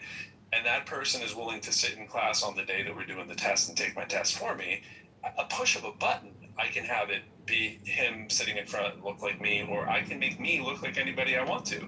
I could be a person on the other side of the world doing this. This is the thing. It's so easy now. You just haven't seen it. So if you haven't watched the videos of these being done and having to put a couple fingers up in front of your face to be the sort of the thing that can, the only thing that can AI prevent and hack right now, check them out. I mean, it's wild. It's crazy that that's where we are. Like, anything can be fabricated and you can do it for almost no money. But what if you had something like mandatory, like office hours, a couple times per session? I have them. Like you got we're gonna have discussion sections. You gotta come in person to 4 discussion sections throughout the course, and you gotta have an office hour with me in person twice. That's right. And I'm going to ask you questions, and you have to respond, and I have to be convinced that your knowledge that you represent, you have on these tests and the other things that are in your head. Yeah. And some oral stuff there's a long tradition in oral testing and stuff. It's not new. So I mean, it gives the professors something. What the hell are the professors doing during these courses? Like they have some. They should be meeting students face to face. I'm kind of joking, proven. Honestly, what the hell are you doing? No, I agree. I think there's minimalized value right now on what their faculty are actually doing differently than what a sufficiently advanced AI can do. So listening to this, it does make me think maybe the longer term solution is to redefine what success means. If you're saying that you can get somebody to pass the test that qualifies you to do the thing by renting them from somewhere else over the other side of the world, or using an AI to do it for you, why don't you just rent them from over the other side of the world, or use an AI to do it for you? That's it. That is it. And that is why we could argue that agents are just going to be more important in people's success in the future of their life. It just seems so contrived that you're testing a human to do a thing that a machine or another human remotely can do better. The testing is just wrong. The testing is wrong. I actually just wrote a paper on that. So an entire paper on a mathematical model with a few other folks of why testing is actually the wrong model, especially in the age of AI. I mean, I think you don't have these problems in safety critical circumstances like with doctors so much, and with airline pilots and a bunch of other situations. The way that it works well. You could argue doctor training is a little different because a lot of that is similar to training to be a lawyer, but until you get hands-on. And then I think the apprenticeship model's still got a lot of legs, the way that things used to be done. You just literally work alongside somebody else who does the thing. I guess you've got to take it absolutely case by case, right? You just take a particular thing and say, what's the best way to get this thing done? By human, by machine, by remote human, whatever. And you just do it on a case by case basis, I guess. I'm not really sure kind of what you just like, what qualification, what job, what thing are you discussing and specifically, do you think?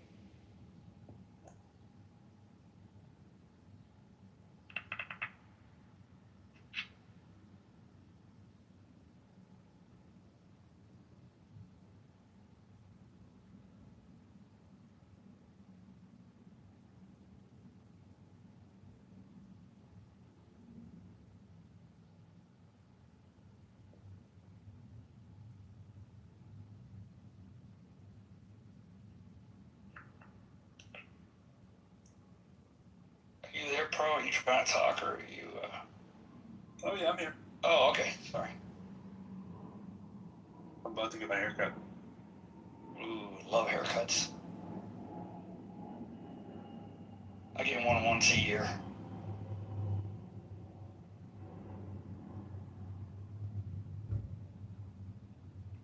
I love the hot towel thing. They always ask me, like at the end, do you want the hot? I'm like, yeah. Whoever says no to the hot towel? And she's like, you'd be surprised. But I'm like, I go there. Apparently Miguel does. He said no to it every other week that he could, and only said yes once. Maybe. That's a tough definition of love there. What, a haircut once a year? Yeah, once a year, bro. Yeah, I usually cut my hair when it starts to bother me. And that's pretty much it. I really don't care how I look.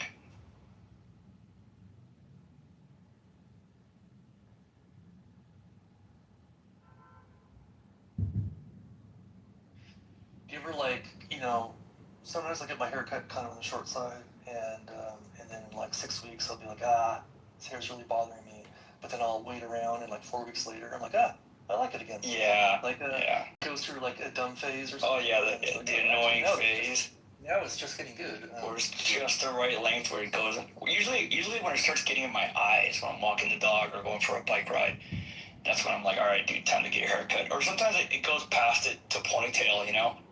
But I got a really good haircut a couple of years ago, so I took a picture of myself, and I just showed them that. That's all I do. They're like, what kind of haircut you want? I go, and they go, oh, okay. And they pretty much give me what I like every time. Pretty damn close. I don't have to explain anything.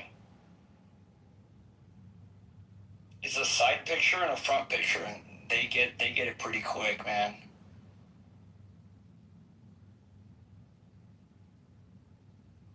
It's actually saved in my favorites. It's kind of sad. All right, okay. Here's how much do you pay for a haircut these days? I don't know. I think it's $20, and I give them $10 tip, so $30 about once a year.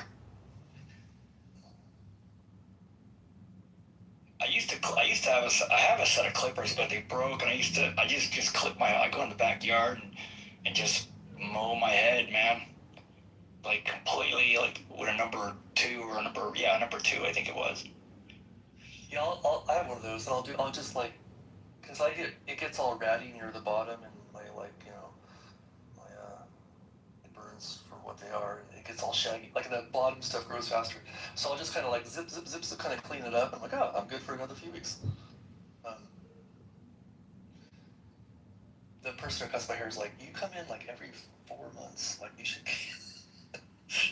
I think she purposely doesn't cut much hair off so that you think I'll come in more often. But yeah, at the place I go to, she's like, come on, you haven't been here since December, and she can read the notes of and it said, look at the picture. You know, he has a picture. She goes, you have a picture? I was like, yeah, here you go. And she was like, all right, let's do it. It was that easy, man. It's kind of cool when these, I guess, barber places or haircut places take notes, you know, of what the person has and what they like. I don't know. It makes it a lot easier.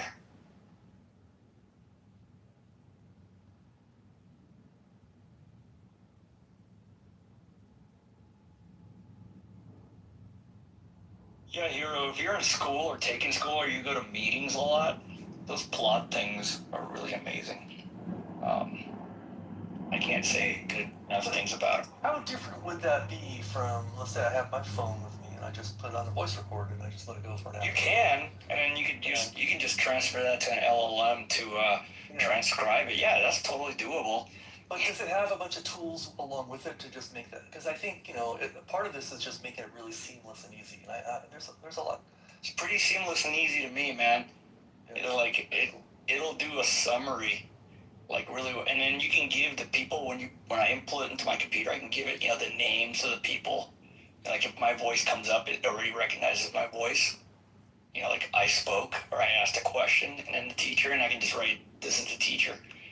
It's a pretty nifty little thing. I'm not gonna lie, man. Oh yeah, so it tags the transcript. You can tag it. You can have it tagged. I keep it simple, dude. I just get the full transcript because it has what the AI does. What the AI gives you a summary, but there's another thing you can hit, and you can get the full raw data, right? And then I insert that into my computer, and then I make my own summary based off of with the help of a large language model, which I think is better than what they're using, in my opinion.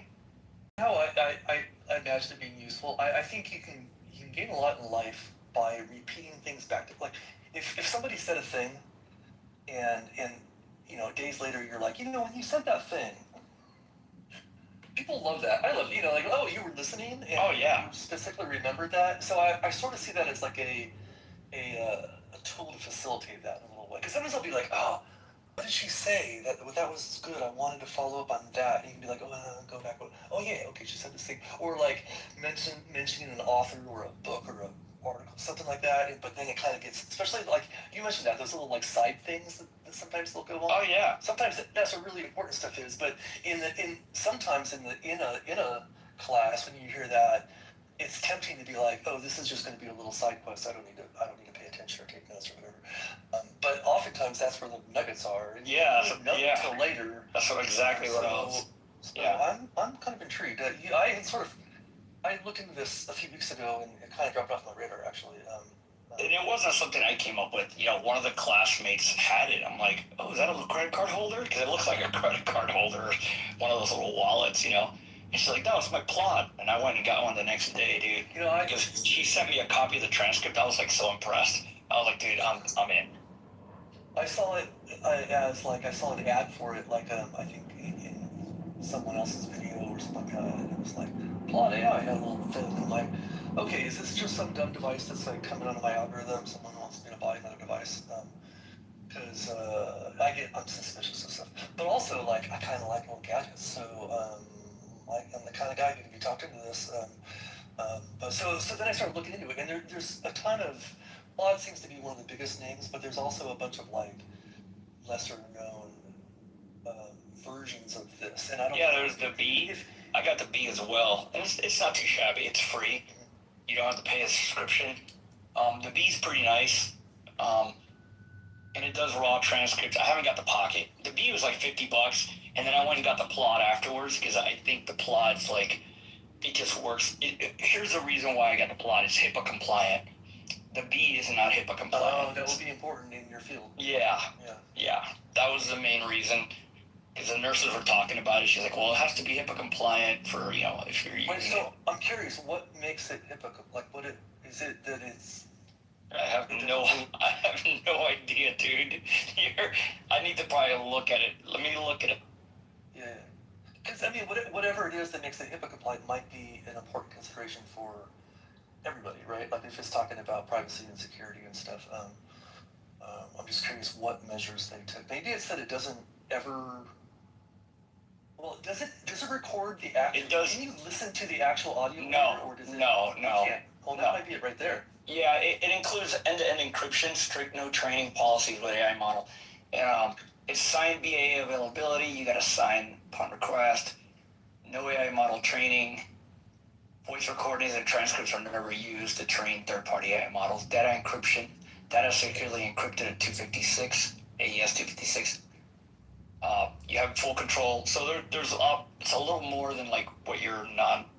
But I think it's independently verified through a third party SOC 2 Type 2 ISO 27001 and ISO 27701. These are all fancy words for saying that somebody in the medical field approved it, I guess, to use. Other than that, it said HIPAA compliant, so I was like, all right, I'm going for it. You know what I mean? But long story short, I'm not going to use it during clinicals. I think what they meant for HIPAA compliant is for doctors. As a student, I won't use it because I'm not gonna. But as a practitioner, like doctor, I think what that could be beneficial because it can take the entirety of the the client's signs and symptoms and stuff, and then refer to it later when they're doing their they're writing up their notes. It could be beneficial. I don't know exactly because I'm not a doctor. Well, I know when I see a doctor these days, they spend the whole time typing in the computer while I'm talking to them. So I don't. You don't need to anymore, dude. You can't be a doctor without being like a pretty good typist these days. But yeah, having it just transcribed. Like in fact, I think recently I saw somebody. I use Whisper. She asked me. She's like, do you mind if I? What did she say exactly? She asked my permission to record. This was in person too, and I was like, all right. I'm not gonna say no. But it might have been something like that. I don't exactly remember. I was just sort of. never been asked the question like, do you mind if I, you know, and yeah, they're getting consent. They're getting consent. Yeah. You know what I do? If you're actually recording, you're supposed. Well, California is a two-party state, so in California, like you're supposed to get permission from anybody if you're recording your voice. Which, you know, I think in a Zoom call or class, and it's kind of, and they're recording the whole class already. I don't know if you have to ask again. But I think if the recording is going straight to a transcript, then I don't think you have to ask about that. I don't know. I asked my professor, and she was cool with it. And there was a couple of students that have it. Everybody knows it's there, so nobody's complaining. And like I said, it doesn't record voice. Like, it just records to transcript. Yeah, and another tool that I use a lot, Hero, is Whisper. I don't know if you heard of Whisper AI. And I installed it on my phone. I installed it on my phone, on my computer. I don't have to type anymore. I can just dictate. It's fucking awesome, dude. It's probably the best thing I've ever used because, you know, I just speak my mind away when I'm doing something. Even writing a paper, I can just speak my mind, and it'll do it for me. It'll put it in there. It's pretty neat. And I'll just do it in chunks. You know, I'll do it in chunks. It puts it on there. If there's a spelling error, I correct it, and you keep going. It saves me a lot of time, man. I've always dig the idea of like brain dump tools and like you know, kind of like mind mapping. Like when I am sort of creatively problem solving or trying to come up with a solution, I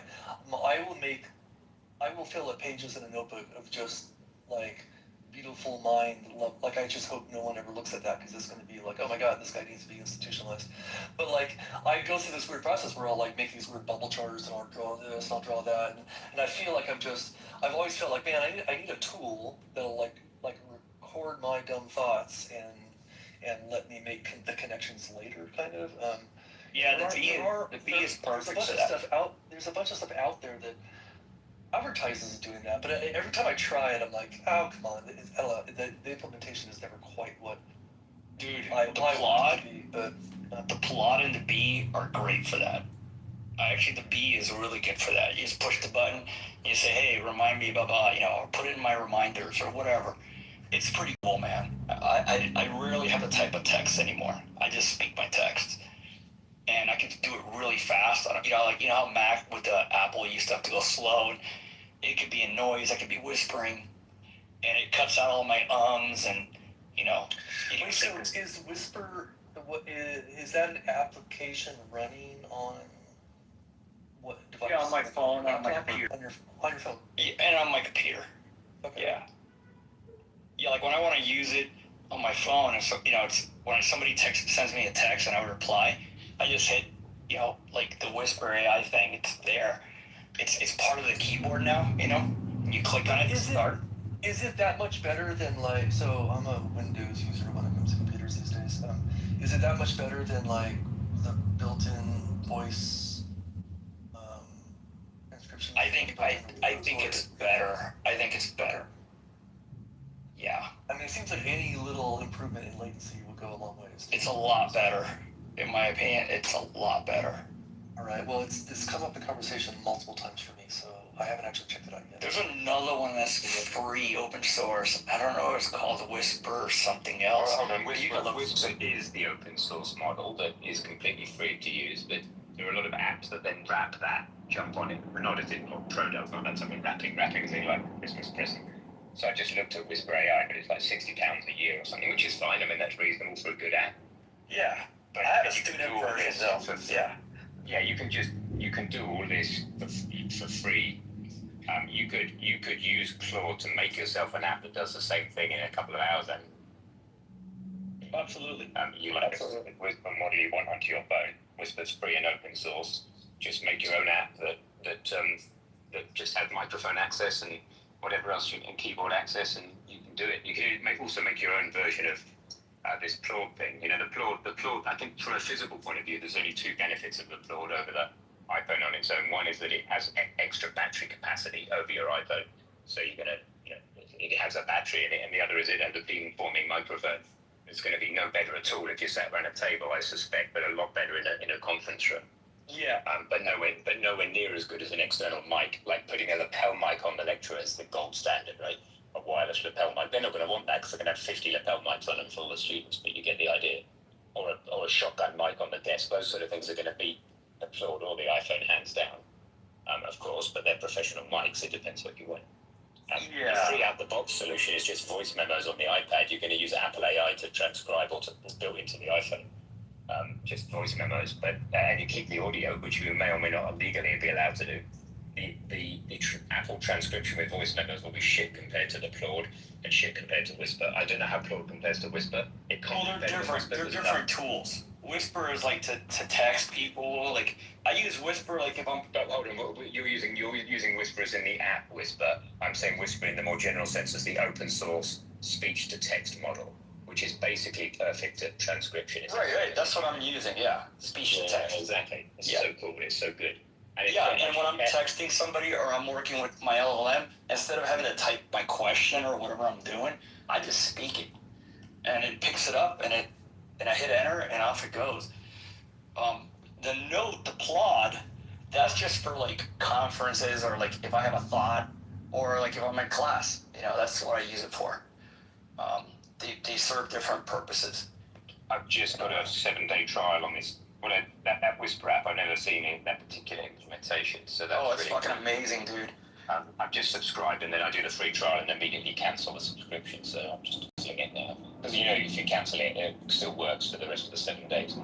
Yeah, if your daughter's in school, I get it for 50% off. So I think I paid like $35 a year, which is nothing to use that. Yeah, that's not bad. I think it would be very easy to create for yourself, though. That's the thing that's so disruptive about AI. Yeah. It's probably nothing's ever an afternoon. Things always take, whenever I say something's an afternoon, it ends being 2 or 3 weeks. Yeah, not bugs and shit. Yeah. But yeah, just that Stephanie, roll your own able thing. I'm going to try it, though, because the Whisper AI app specifically, because Whisper is such a good underlying model that it's a really cool idea to have it. But I think there's a GitHub. There's a GitHub, Ben, that I think is called Easy Whisper or something, and you can get it for free already. Oh yeah. I've been using Whisper for years. Yeah, so it's really good. As an open source AI, speech to text model, it's fantastic. But at its generic level, Whisper is a framework, of code that you can incorporate in different. Yeah. Is it an application on its own No, I mean the icon it is. It's core. It's an. I'll put the GitHub in the. I'll just put the GitHub in the chat for you. It's a command line application that will run on Linux, Mac, Windows. It's a bit like an LLM, but it's designed. It has a bunch of weights like an LLM, but it's designed for speak audio to text. And it's completely local once you have it. Yes, yeah. But the biggest models the biggest ones I use, I think, are 30 gig, something like that.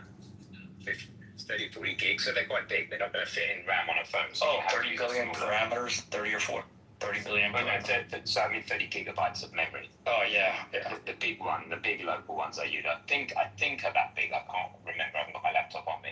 But you can get smaller and faster models like Turbo and blah blah blah. Or you can get Gemma 4 E2B, which is pretty good, and that's like a 2 or 3 gigabyte version. Yeah, exactly. A few gig will get you a good model. So there's several things on the App Store called Whisper. It looks like maybe there's one called Whisper Flow AI, and there's one called Whisper AI Voice.